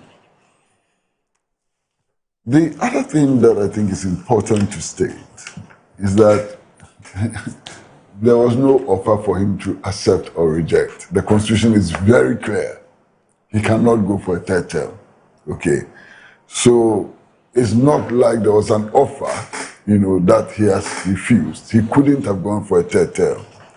Indeed, if he had to go for a third term, it would have entailed an amendment of the Constitution and some political maneuvering and so on, which in the end would have destroyed his image, his legacy, and so on, and weakened the National Democratic Congress considerably.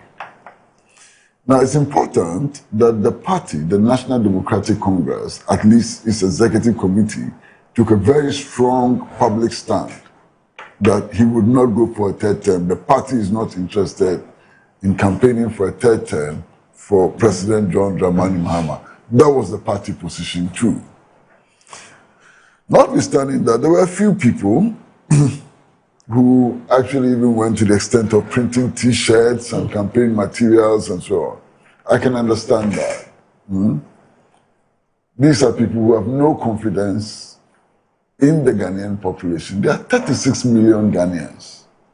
To actually think that only one out of the 36 is capable of leading the country, I think is a big insult to the whole country. And I think it speaks to the lack of confidence in the Ghanaian population and so on. Now, those people, the effect of what they were doing, if they were taken seriously, or if President Mahama agreed to go along with them, would have been to poison the whole political atmosphere and reduce Ghana to the level that some other countries have fallen to. You understand? This kind of crazy ambition has in some instances actually led to civil war and so on. It has disfigured, political structures in many countries. And I don't think that we needed to have that in Ghana. So, as I say, this is a masterstroke by President John Dramani Mahama. Look, President John Dramani Mahama, I suspect, knows the ground very well. And if you watch all his political career, he's made some very interesting, very well thought through moves, which are highly commendable. And I think that this is one of them. Right. Now, with regards to the clamor to succeed him, it's obvious. Right. This clamor, if it's not stopped, would lead to the emergence of factions within government. And factionalism in any government can bring the government down. Okay. It can also lead to a situation where there will be a total lack of focus on the reset agenda. Right. Total lack of focus. And that could have serious consequences for the 2028 elections. You understand? There are many reasons why this clamor, this mayhem, which is developing as a result of personal ambitions and so on, can be very harmful, not just to the National Democratic Congress, but also to the country. Because, and more, I'm sure you've heard. Yeah. I mean, I've heard situations where agencies and ministries and so on have claimed that they are not getting the needed resources, to achieve the objectives which have been set for them by the reset agenda. And they suspect that that is happening because the finance minister is interested in becoming president and is directing resources to areas which would enhance his own bid to become president. That may not be true. Yeah. That may be completely false. It may be completely baseless. But if you have the atmosphere in which everybody is jostling to replace the president, and his name keeps coming up all the time, it may lend some undeserved credibility to that speculation. Yeah. You understand? So he, for example, I'm sure, in his own interest, ought to make clear statements, about his lack of interest in the race because of where he is now. You understand? He is sitting on top of the public purse. Of course, he's acting on behalf of the president, but he is the direct person in charge of the public purse. He decides, to a very large extent, how much will go to roads ministry, how much will go to Ministry of Trade, and so on. If that exercise of power is seen to be in furtherance of his own personal ambition to become president, he's done for. And it would affect the government in very serious ways. So for a finance minister, it's important that he makes a declaration that he's not interested. But Uncle, isn't it early days yet? That's the more reason why you should make that declaration. Because today he can get up and say he's not interested. Tomorrow he'll get up and say he's interested. If you just allow me to finish. Sure, please do. And if he's interested, he should walk out of the door. Two options. Right. You are interested, walk out of the door and go and pursue that ambition. Right. You are not interested, make a public declaration, as President John Dramani has made. Right. You can't stay in the middle and nobody is sure whether you are interested or you are not interested and bring about this confusion and rivalry and so on. You have to make a declaration, one way or the other. You understand? Why? Everybody who is 40 years and above qualifies to be a member of parliament and is Ghanaian can become president. So that's a fact. Yeah. You understand? Right. You can't run away from it. But you see, if you join a political party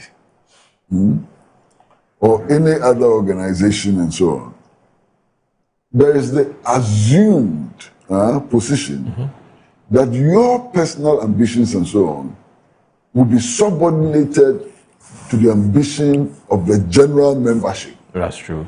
You understand? That assumption is key. Otherwise, you are not a member of the organization.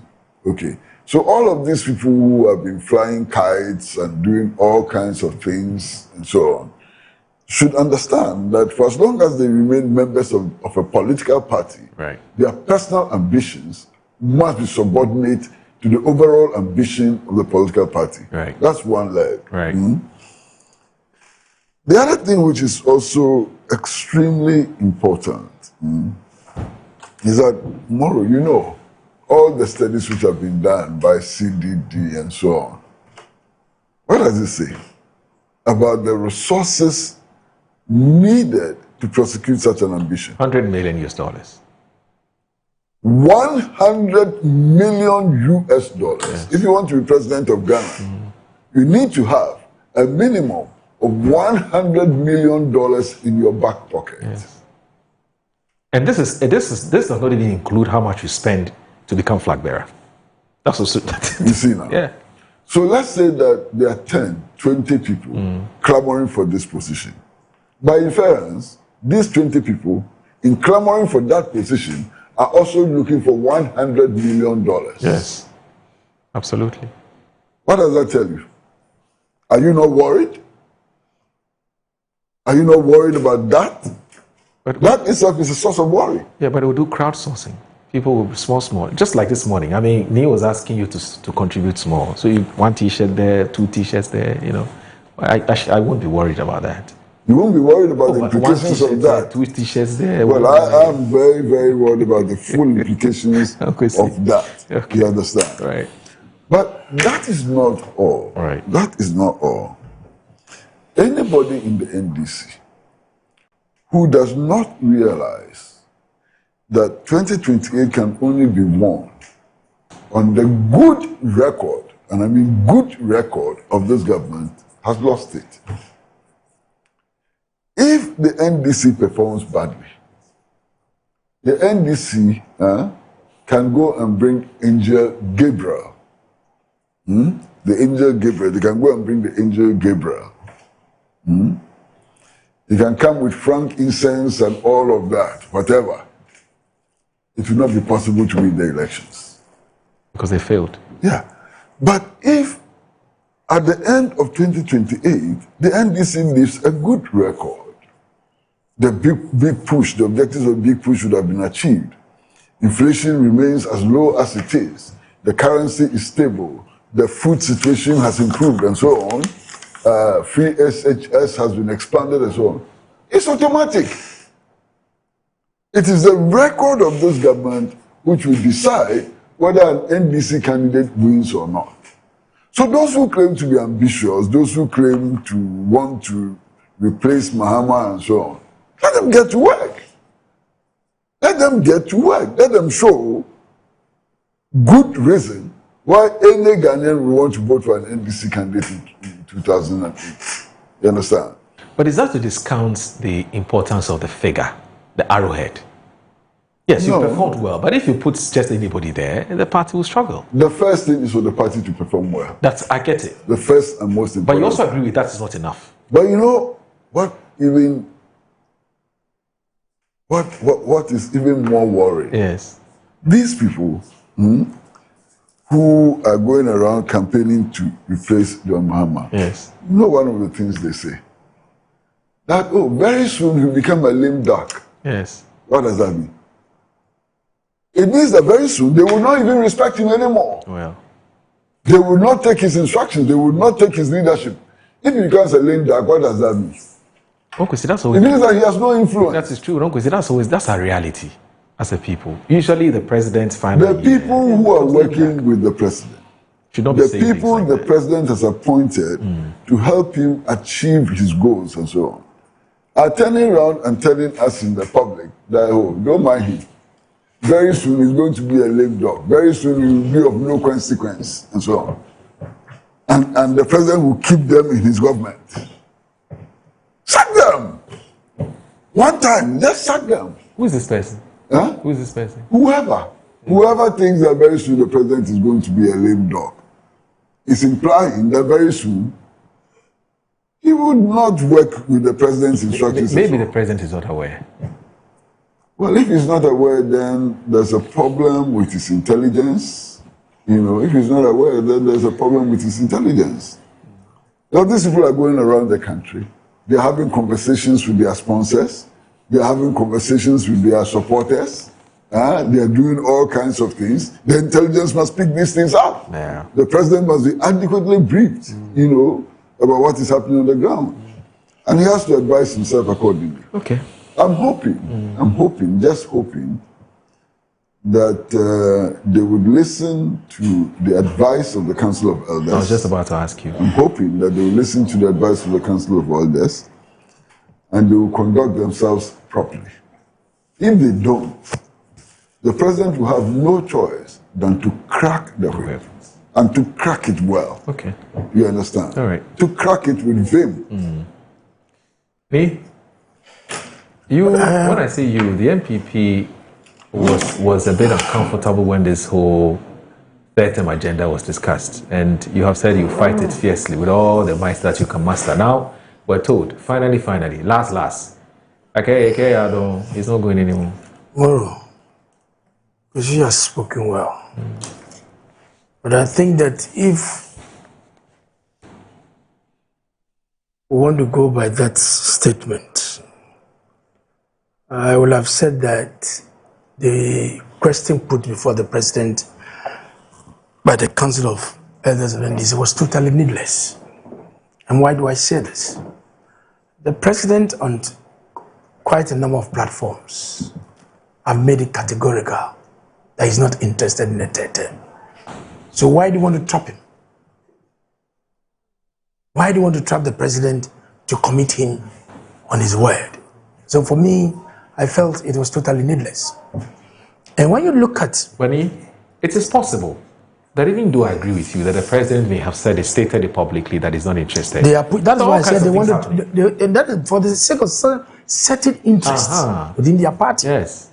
And You see, when you look at some history and some presidents of our continent, their conduct in amending their constitution for the sake of staying in power, you realize that the insecurity in their country is up there. True. One is, you remember, even Ouattara, Cote d'Ivoire. Yeah. He did it in 2020. Okay? Alpha Conde, Guinea, in March 2020. Nyasingbe's son, Fure. Yeah. Four Nyasingbe in 2019. Yeah. And last year, look at the problem they had in Togo, where you amended the constitution. They want to, what's this? Obia, over 90 years. The Speaker of Parliament is over 80 years. Head of National Security is over 80 years. You look at all these characters, and they said they want to hold on to power. And you still want to cling to power. Yoweri Museveni, he amended the constitution. Obia, Ismail Omar Gula in Djibouti. So you look at all these presidents we have in Africa, and they still want to hold on to power. You are not helping your cause. So, in fact, if the president has agreed to go on a third term, he will have set this country into an event. Yes, this country will have been on a heat, because it's not going to help us. A whole soldier for 11 years who governed us with gun before he metamorphosed himself into a constitutional rule. 19 years. Could not amend the constitution. Yeah. He buy out graciously. May he so rest in peace. President Rawlings, he could not amend the constitution. When even he was at his peak, he said, look, I've done my bit. So let me go and usher the country into constitution. President Kufuor could not amend it. Professor Mills, may he so rest in peace. He couldn't finish. President Mahama continued. 2016.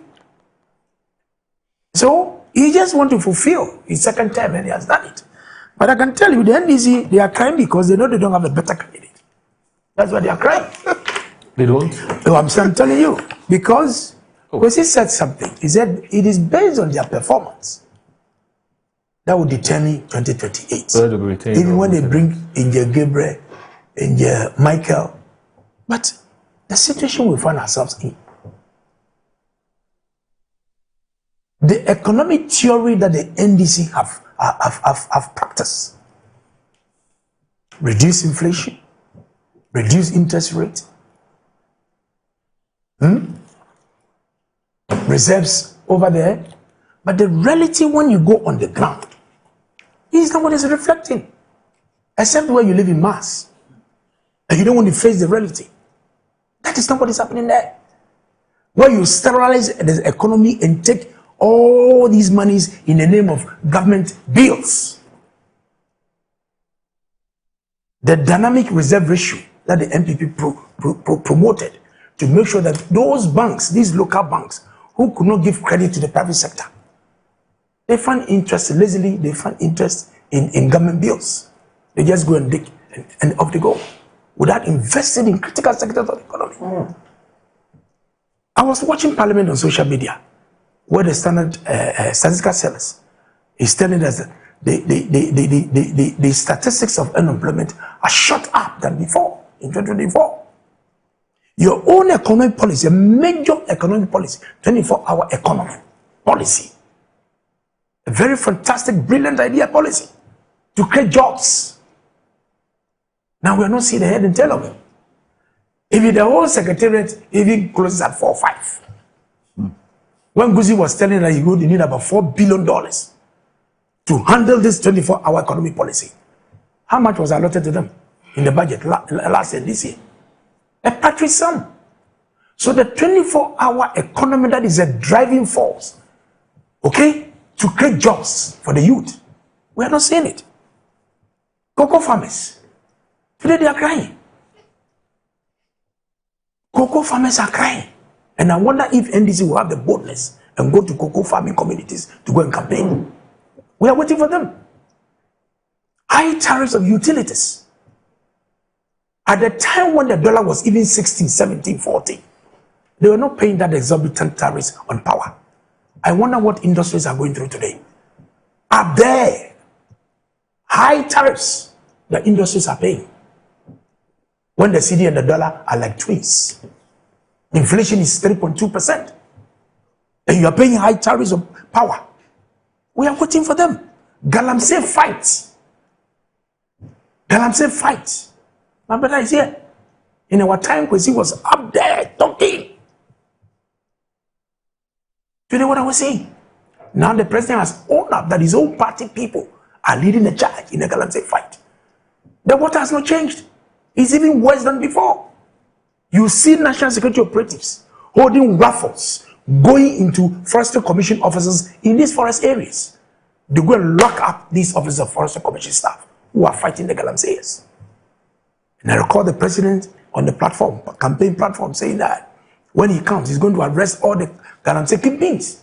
All those by-day guys who go and hustle for get something by day, they are not the right people to be arrested. You know what I was saying? What are the Galamsey kingpins? Mr. President, you have failed in the Galamsey fight. We are waiting for them. Women's Bank. Women's Bank. Today, the minimum capital is 400 million Ghana cedis. Where is the Women's Bank? They promised the women. You haven't heard why do we the seed capital which has been given 50 million cedis. Please. For them to study. We are in the 6th month. 18 months in his government. My point is... The women are still expectant. No, my point is something... Cool down. Okay. I brought myself if you're about. Okay. What you told the people is what you should bring. So we're waiting for them. When the Bank of Ghana is making losses of 44 billion cedis, just to hold the neck of the cedi against the dollar. When minority was trying to point out some of these things along, it was not 15 billion you spent. You lost 44 billion Ghana cedis just to make sure that the dollar in the cedi, you are promoting other economies. Promoting other economies because of importation. Destroying all local industries. So we can go on and on and on and on and on. Today, look at their performance at the African Games at the Botema. So disaster. Disaster. Look at what happened at Botema. I was watching the thing. He was going to jump holding the stick. It broke it. You are running and you don't have meters. Oh my goodness. So is that what they are going to show in 2028? And I don't see anything changing. So Mr. President, I respect his decision that he has agreed not to alter the constitution because he's the Supreme God. He's controlling Parliament. He's controlling what you call the executive.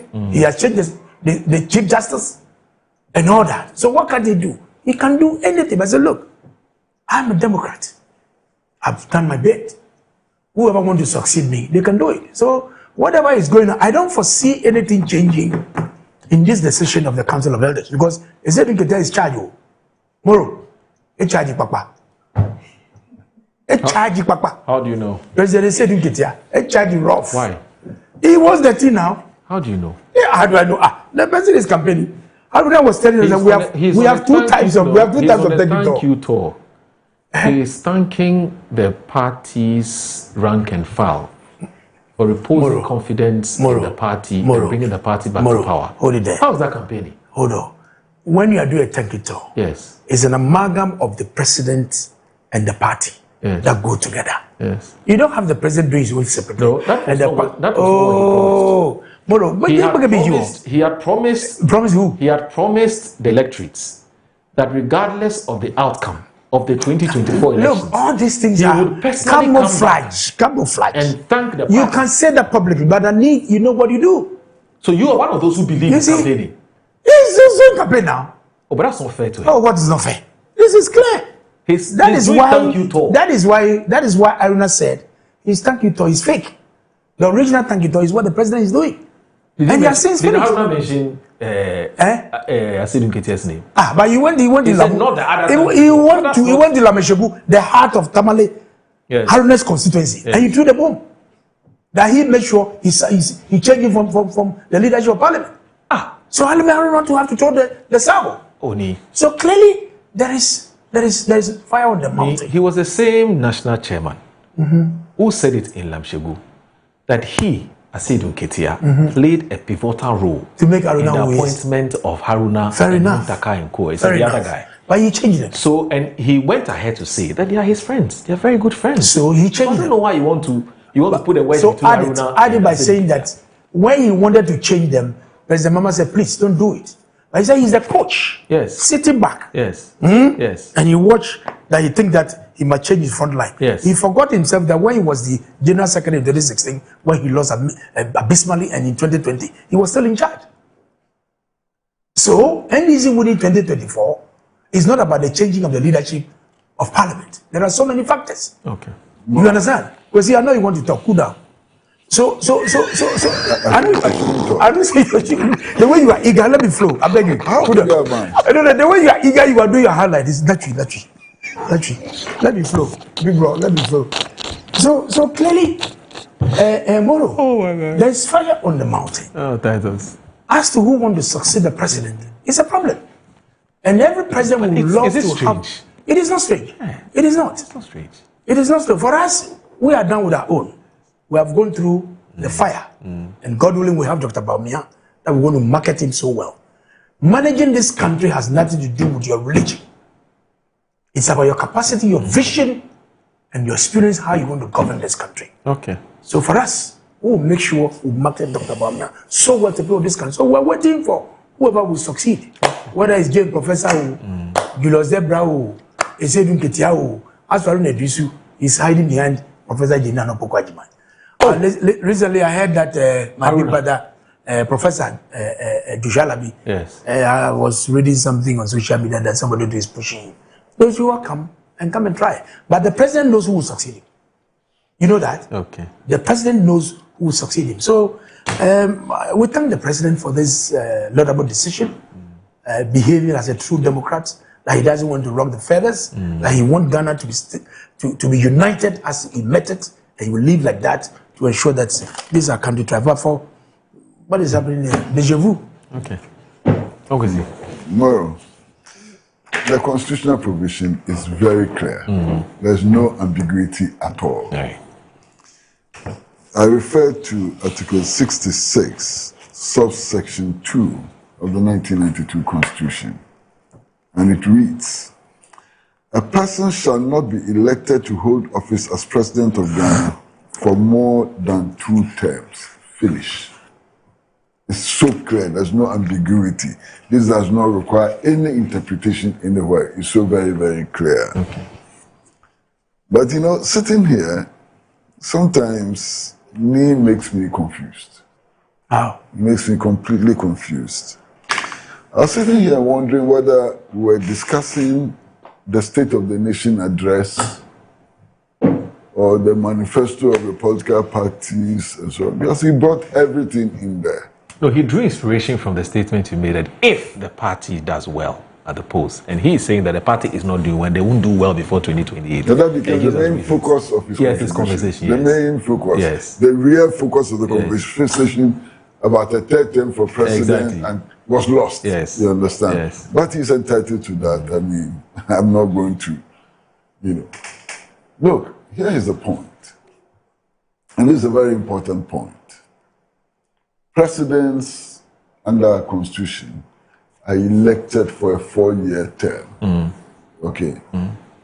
It's expected that at the end of the 4 years, they would have fulfilled the promises that they made. So you can't, in the first week of the administration, any administration come and say that they have failed. They haven't realized this, they haven't realized that.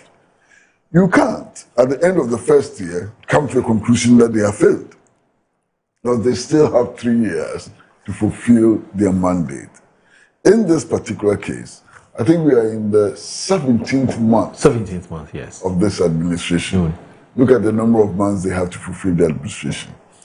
And if you take some of the things that Nee spoke about, it is clear that some work has begun. If you take national infrastructure and so on, you can see that some work has begun. Yeah. Women's Development Bank and so on, some work has begun. Clear. Okay. There are some things that you can actually talk about targets being achieved. I'm sitting here and I'm completely surprised, that inflation has fallen from almost 30%, 20-something%. It went up to 50-something%, but has fallen to 3.3%. It's not 3.4. Well, 3.4, 3.3. Yeah. And I'm looking at our recent history, and nobody has achieved that. Nobody. Not the Mills administration, not the Akufo-Addo administration, not the Kufuor administration, nobody. Not in recent history. Me and his people acknowledge all of that, but they're saying it's not reflecting on the ground. Oh, no problem. We can begin to look at the reflection on the ground. All right. But this is a fulfillment of a promise, of an electoral promise. Yes. As we speak, I'm told that the city is exchanging for the dollar between 11 and 12 point something. Yes, 11.45.12. Okay.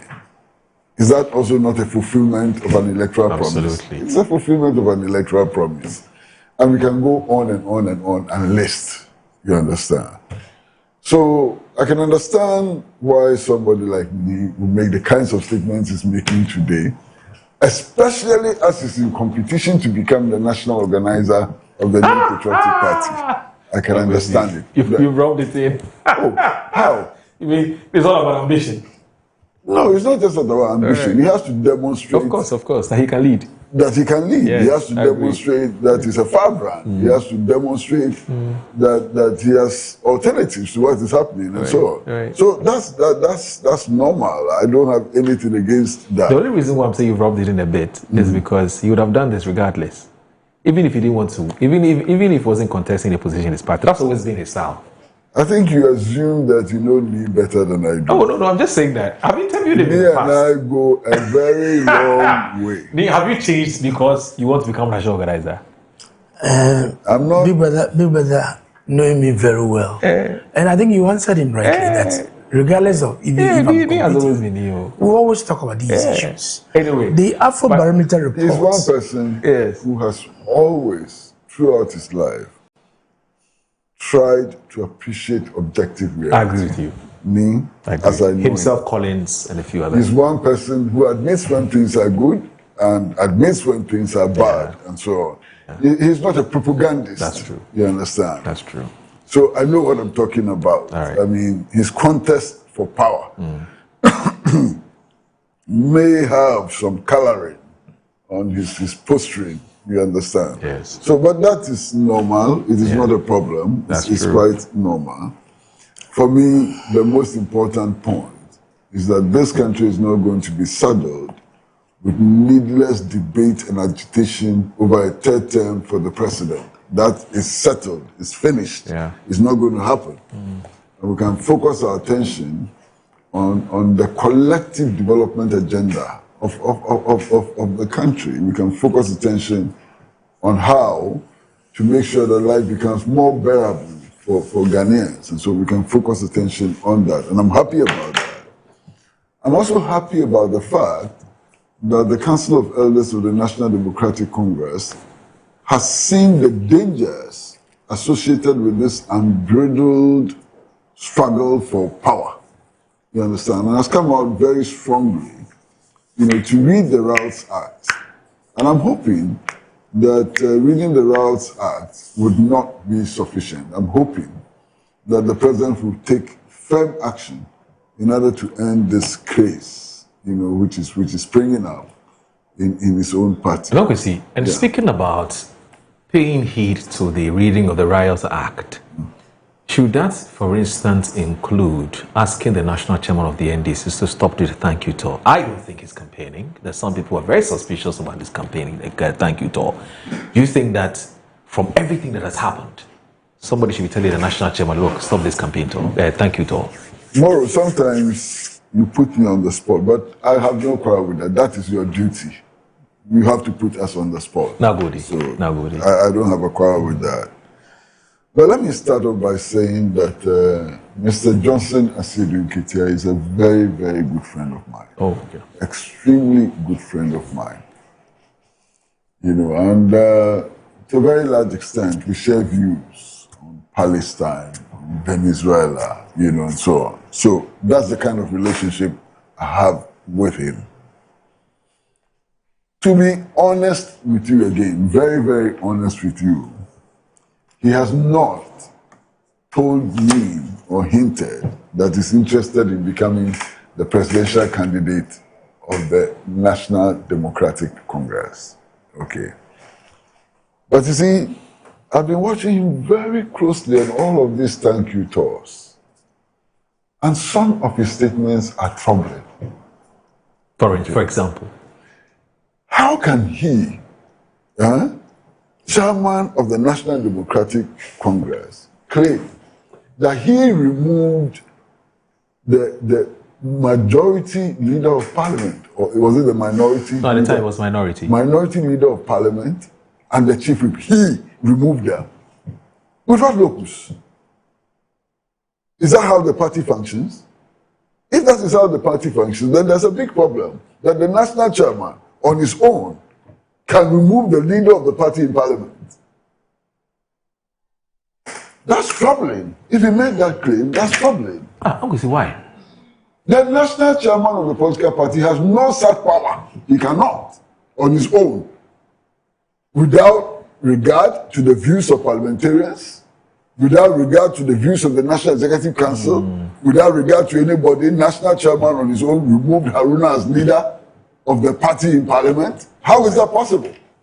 That's troubling. That's a troubling statement. Have you thought about this? Yes, think about it. That's a very troubling statement. If Mr. Stephen Ketia made those remarks, they must be very, very troubling. And then, worse still, I'm sure all of you have heard that some in the party, including especially Mr. Stephen Ketia, have made claims that they were not involved in the appointments. Yes. And that if there are any problems with the appointments, people disappointed and so on, they should hold Mahama responsible. On one of his tours. That's true. I've heard him. So how come that today, the same Mr. Comrade Johnson Asiedu Nketia is claiming that he can actually decide who becomes a minister? And not just any minister. He can decide who becomes Minister for Interior, one of the most serious positions in any government. He is the one who decided it. He is the one who decided who should become Minister of Education, one of the most important ministerial portfolios. So if he's the one deciding who becomes Minister of Interior and who becomes Minister of Education, then he has tremendous influence in appointments. And if things have gone wrong with appointments, then we cannot hold only President Mahama responsible. He's also responsible for what has gone wrong. This is the problem. This is the contradiction. Ally, titles Ally. Yes. Consistency. Yeah, he says that he made sure that Haruna became Minister of Education and Muntaka became Minister of Interior. He removed them from the leadership of Parliament. Hey, what are we being told?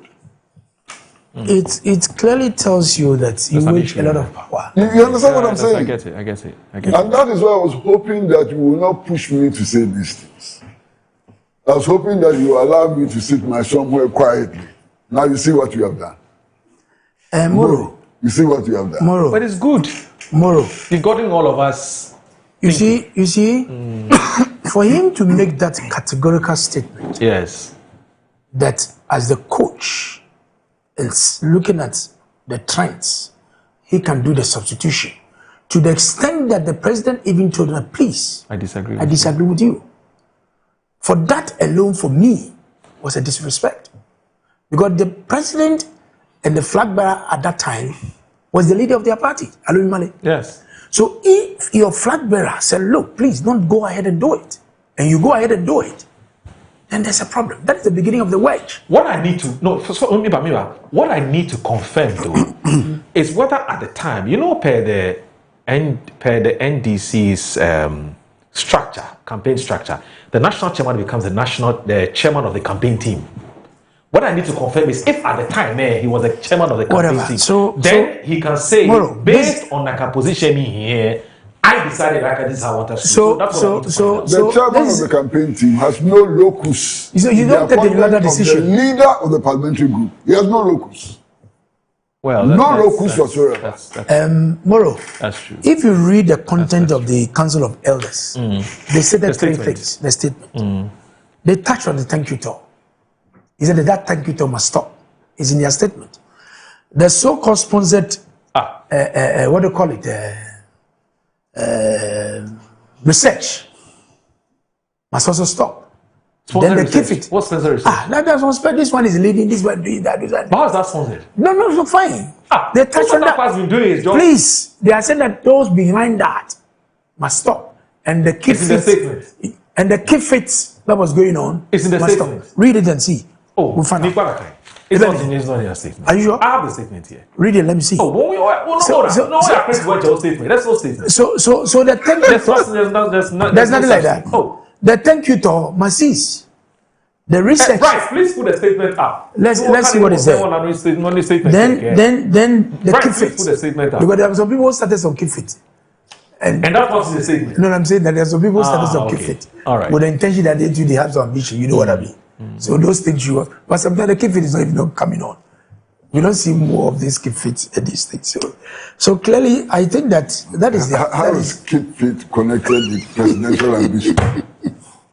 So the man should stop keeping fit because of what he thinks he wants to become president. Because he has been stopped from declaring that he wants to become president. He should not exercise. So Debra is a very good friend. You know he likes to exercise. I know he exercises. You know, yes. But they say he has ambition. So people felt that he's using that. He hasn't told me. And the ambition is expressed in his keeping. So that is the perception out there. And they're using the keep fit to rally around some support. You know what I mean? So that is just by the way. If I were you, I will resign today. Because now you can't even keep fit. I'm telling you. And now the party. You can't even keep fit. You can't keep fit. That's the party too has come out with some conditions. Yes. If you want to run for office in the party and you're in government, resign 6 months before time. Yeah. And that is also, and we hear that the president was not consulted. If what I hear is true, in that decision that was taken, because we are running the government and the party alongside. Okay. Every decision must route it through the president. You know, at least for him to make his input on that kind of thing. So I don't know. Okay. But when you were reading, did you say that TV Kote was not present at the meeting? I heard you say so. Yes, the Herald reported. I was told that the Herald tells us that the secretary and the national chairman were not there. Not present, but they should be, because this is a very sensitive meeting. I agree. You know, very sensitive meeting. But we don't know why they were not there. That's true. I mean, indisposition may be one, all kinds of reasons.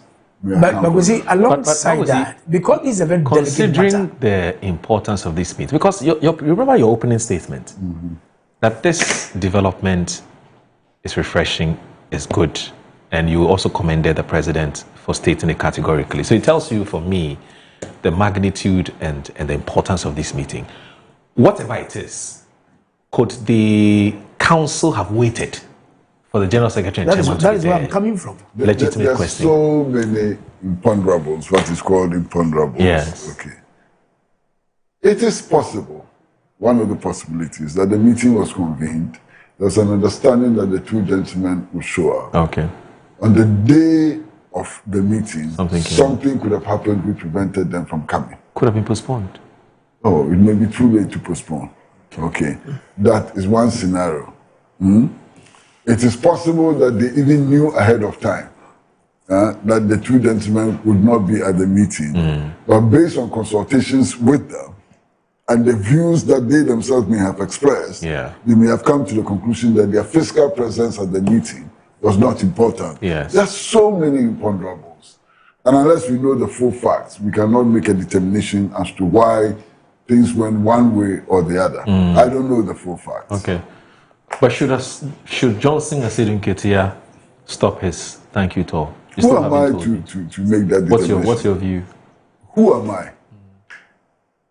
to make that determination? Do you think the campaign? Do you think the thank you tour is a form of campaigning? As a fact, that, to use President Kufuor's words, picking before their time would have very disastrous consequences for the party. Okay. And my advice to Mr. Seydou Nketiah is that he should not peak before his time. Whether he's using the thank you talk for campaign or so on, it's for the party to decide. All right. Now, just a quick one. We're told there's some development, something is developing at Community 25. We'll just do this briefly and then I'll come back to you. Now, we're told that it's about the land issue and somebody apparently has won a judgment and they just came today with a group of policemen to come and evacuate everybody from their homes. People are preparing to take their kids to school and things. Some have left their office. The police are preventing people from taking pictures and videos even in their homes. Some people have lived there for more than 15 years. So I have Cornelia on the line. And Cornelia, okay. So, okay, so I got it wrong. She's actually called AC. It's not calling, she's AC. So, good morning, AC. How are you? Good morning, sir. Hello? Hello, good morning. Can you hear me, please? Hello, can you hear me? Yes, I can hear you. Can you hear me too? Okay, I am struggling to hear her, and the interaction would okay. Okay, so if you can hear me, okay AC, first of all, let me know, are you you don't need to tell us a bit, you don't need to tell me more about you, but are you a reporter? Are you a resident of the area? Are you just a passerby? Who are you? Who is AC? I'm a resident of the area. Oh, you're a resident of the community, yes. Which is the Community 25. Yeah, precisely, New Dowenya. Okay. I'm told that you believe you are being unfairly evacuated from where you currently reside. What is the story? Okay, so let me attempt to summarize what has been happening for the past 13 years or more than that. So we bought this land, a piece of the land, all the way 2009, 2010.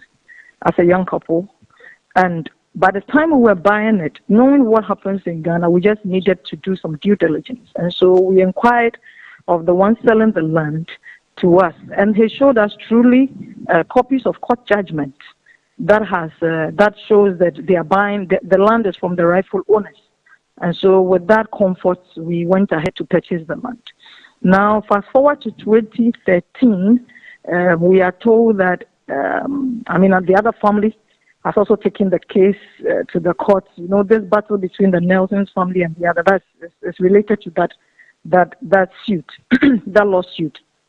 And so it happens that eventually the courts are judged in favor of a doctor. I would want to withhold his name for security reasons. A doctor who, prior to our buying of the land, also had possession of the land legally. And so it happens that we said, okay, fine, if they have won judgment, let's have a seat, let's sit, have a conversation if it's about repurchasing the land, because we built on it. I mean, people have built. If you come to the community, you see that people have developed, on the various lands. And so we can't just evacuate and then just leave. Also as Ghanaians, when we also purchased it legally. And so let's have a conversation. But the doctor would turn deaf ears to all our plea and requests. And it's the lawyers that from time to time will come around. We just don't even know how the doctor looks like or anything about the doctor. But all we know is that he keeps making, demands that we evacuate his property and that he's won judgment.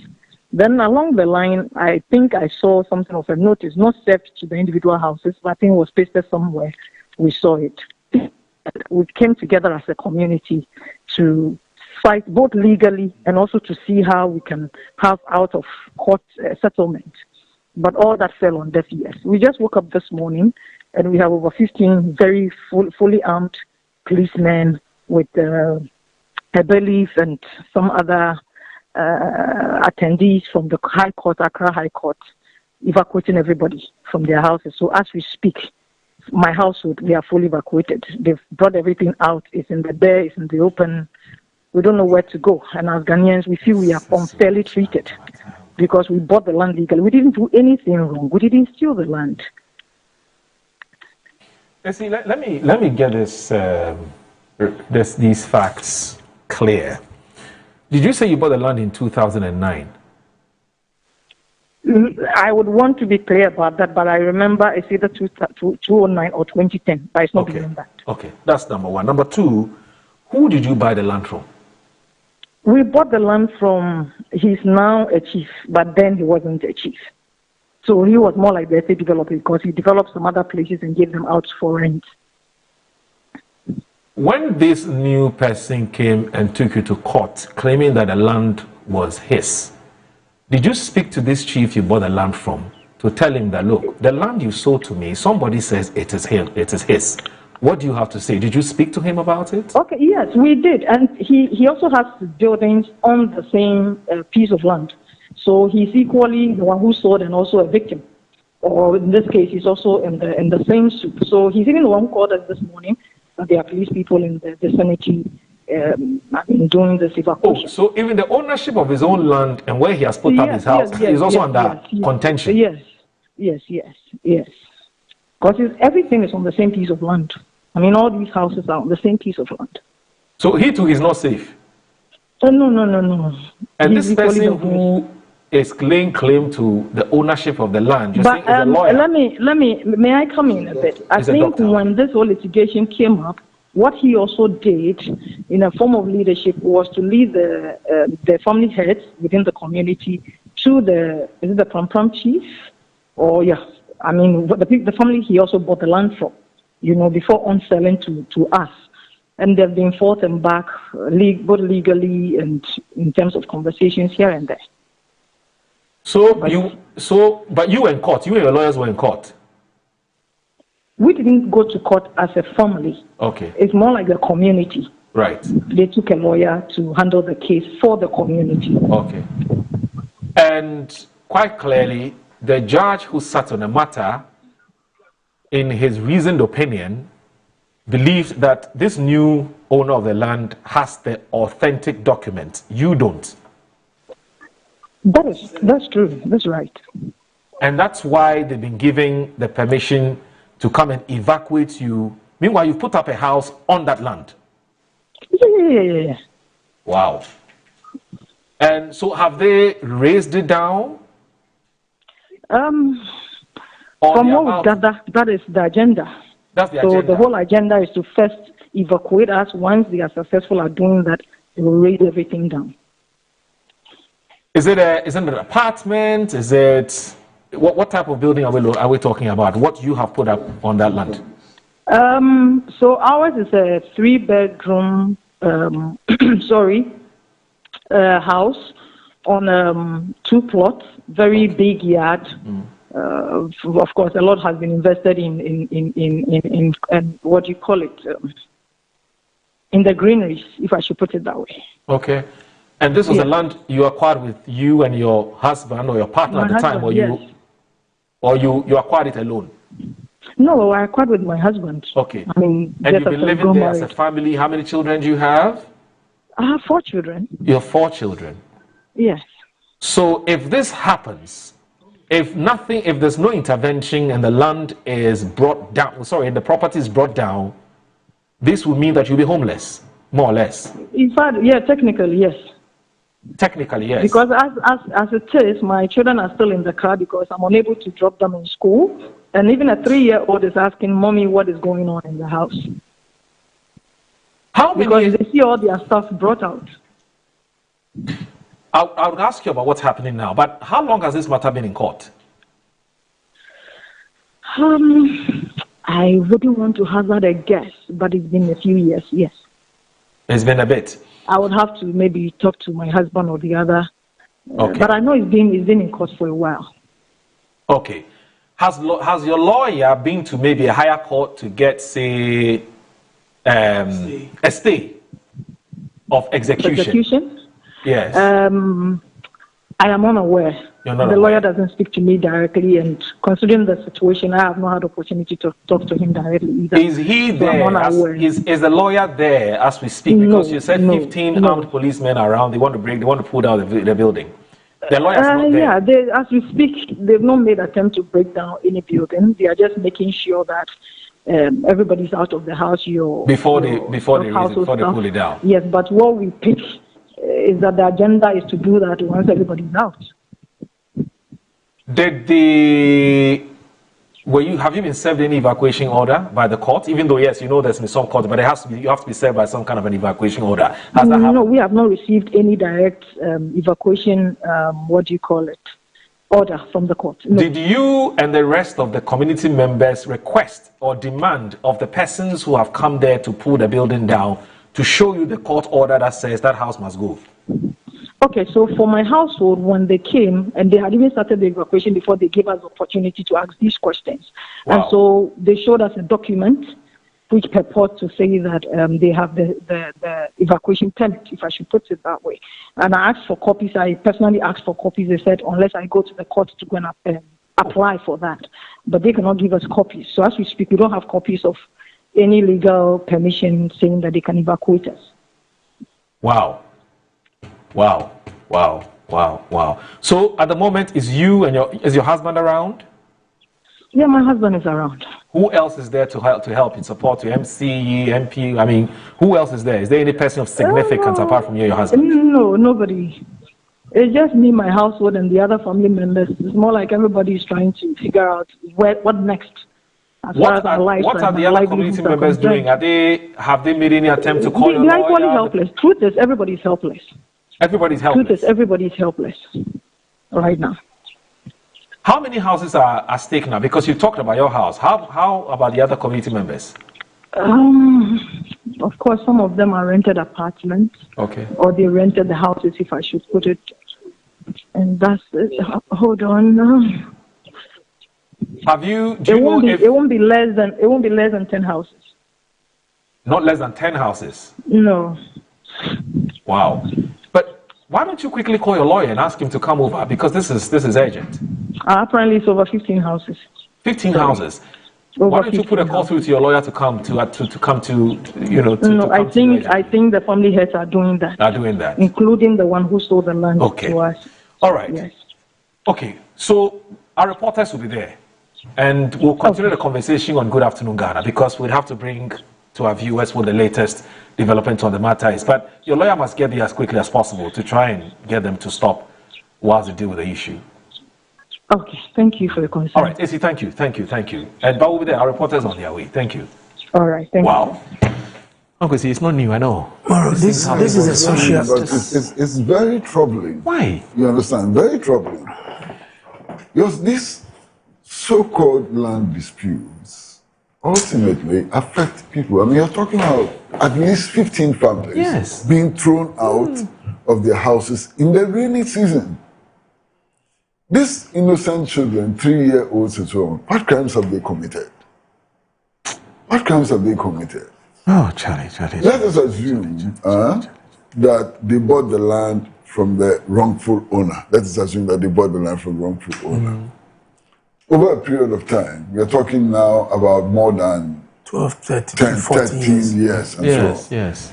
They've been there. They built their structures. That's their home and so on. From 2010? Yeah. 2009. Yes. If it's decided that this new person is the rightful owner, why is it not possible to enter into negotiations for repurchase? I agree with you. So that the families can be saved and so on. And why is it that anytime these things happen, policemen are very, very anxious and happy to rush to see wielding guns and so on and seeing to this? How come? Oh, your guess is as good as mine. How come? How come that the police takes a special interest in this matter? What is their motivation? What is the motivation? What is the police there to do and so on? I hope that some resolution is found. We cannot challenge the decision of the court. We don't even know how the decision of the court was taken and so on. So we cannot challenge the decision of the court. But the decision of the court ought to be implemented in a humane manner. You understand? In a manner which respects the current reality on the ground.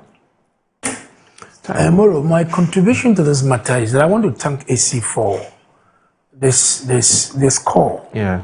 Because you can see from the voice within your... No, it's far away. It's around Lingu Prampram. Okay. Constituency. And you could see that she's totally helpless. Yeah, very frustrating. And having a child, 3 years, a mother of 4, where your things have been thrown out. Your kids are asking you questions you don't have answers to. It's trauma. If the national security is watching us, I want to appeal to COP Razak, the national security coordinator. They should move in quickly. Because Ghana, we don't have the means where one situation like this can come, government can step in. I will say that, look, we have a seal heaven somewhere here, so go and be there until you are able to get a new place and go. We've not reached that place. But this is a national security matter. 15 different homes.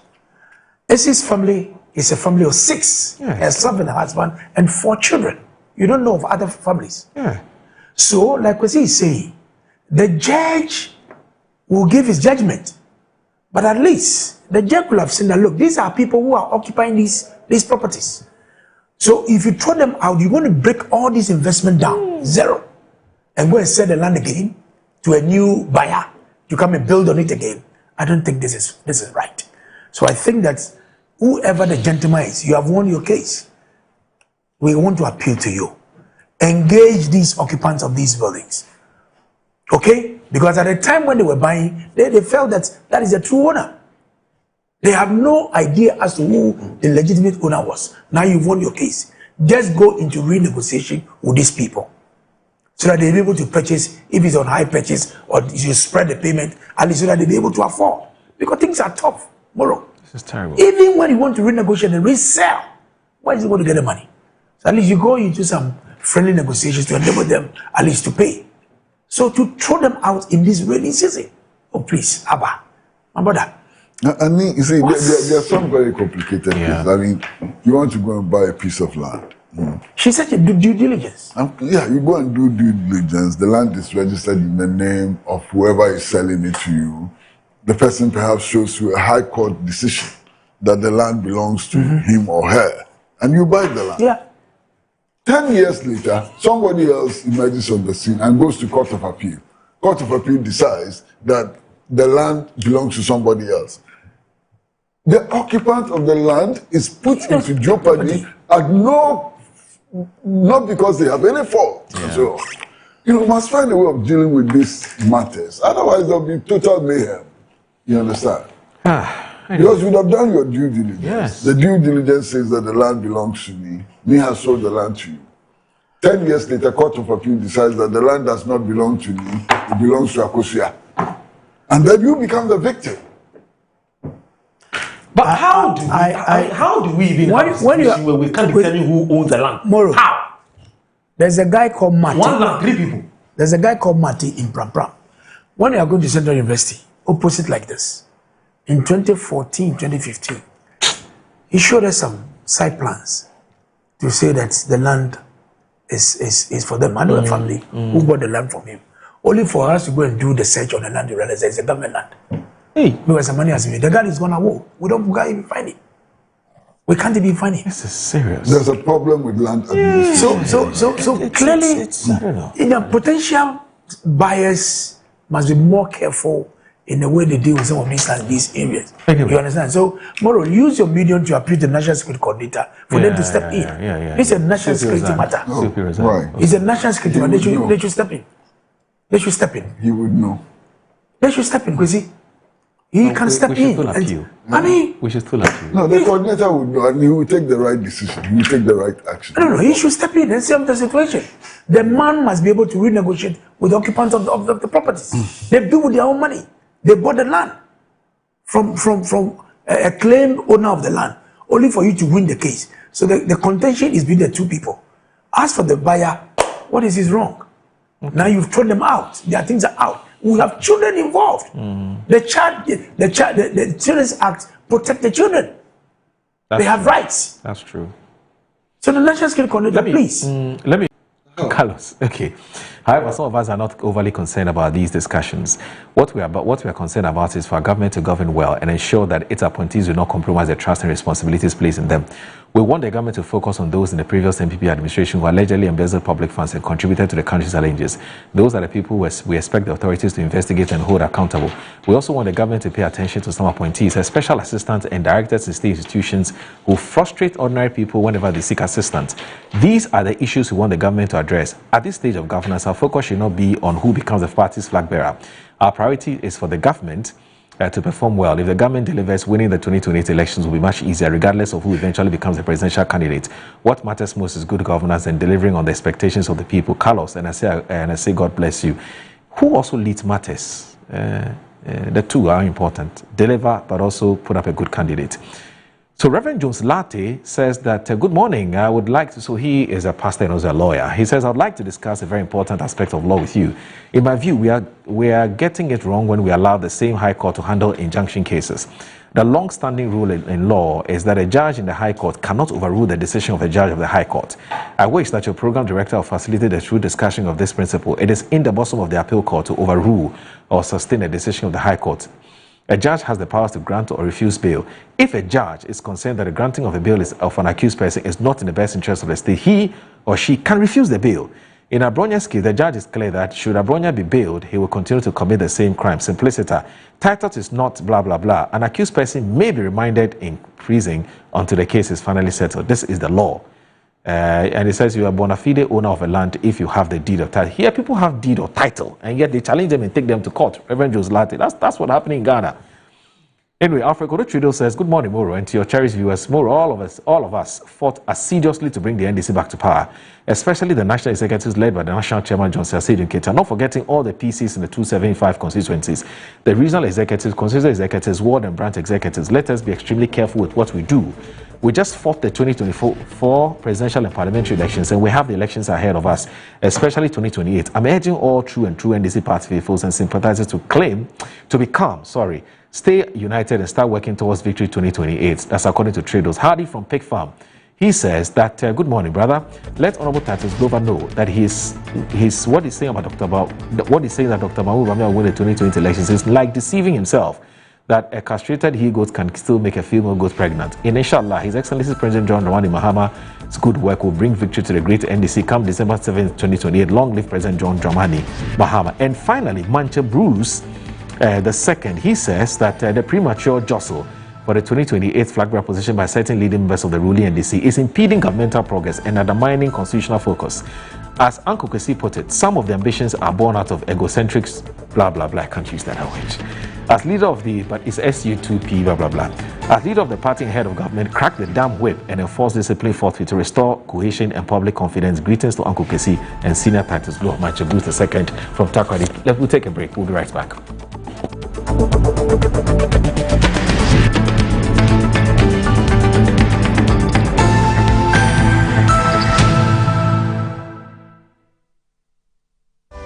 In my line of work, a confident smile is everything. Kel Charcoal toothpaste keeps me on top of my game and ensures my smile is always radiant and bright.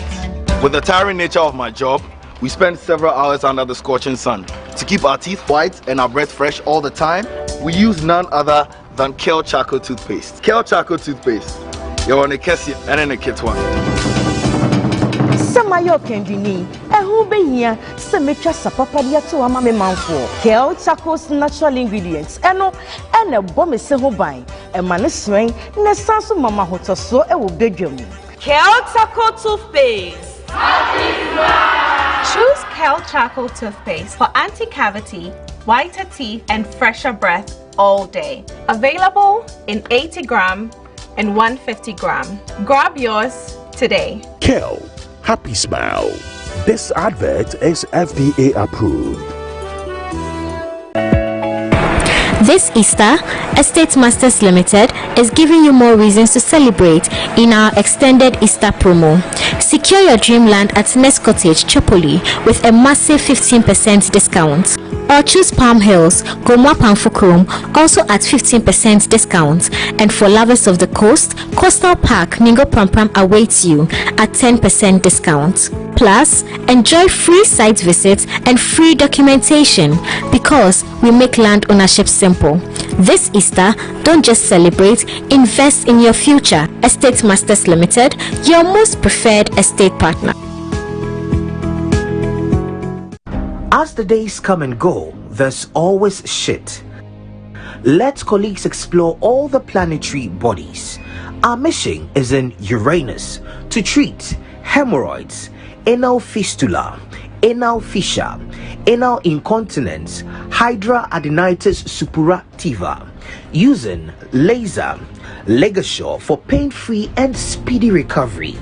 On Uranus Street, Accra, as Main Tuber Hospital and Coloproctology Center. Trust Uranus with us and we will delight you.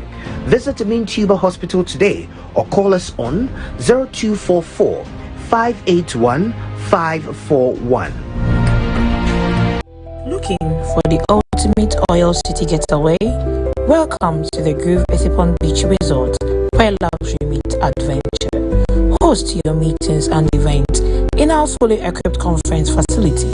Relax our sparkling pool, unwind in cozy rooms, satisfy your cravings at our scenic restaurant, and enjoy fun-packed recreational activities and a walk through our charming menus. Whether it's business, leisure, or pure escape, the Groove is your perfect destination.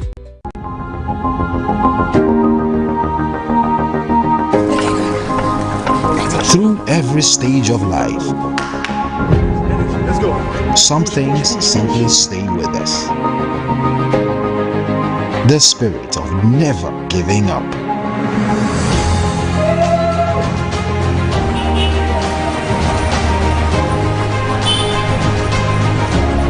A throwback to a bygone era when love was service. A silent statement of love.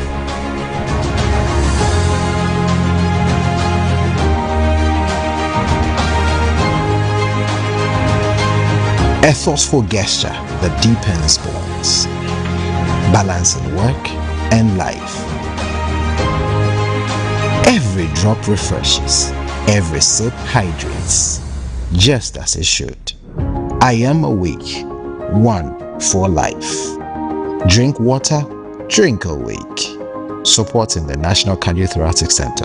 This advert is FDA approved. Since inception in 2012, Rehoboth has played an active role in addressing Ghana's housing deficit, having developed over 2,000 housing units. Over the last 6 years, we have grown into one of Ghana's leading providers of social and affordable housing, with strong focus on creating quality homes that remain affordable to families at home in Ghana and in the diaspora. Today, we stand proud as Ghana's largest private affordable and social housing provider, directly resolving the deep-seated anxieties of the Ghanaian diaspora buying properties back home. We have completely eliminated the systemic worries of housing. With Rehoboth, there is no land litigation, no court injunctions, and no land guards.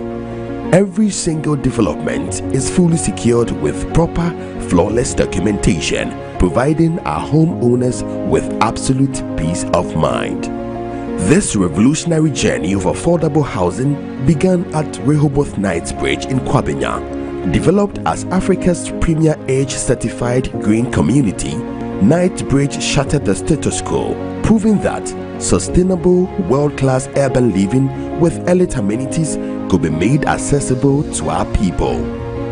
Building on that national triumph, we scaled our vision with Rehoboth Palm, which also proudly holds prestigious EDGE certification. This massive master-planned development seemingly blends active community lifestyles with rock-solid investment value, locking in generational wealth for Ghanaian families. Now, we introduce our most ambitious milestone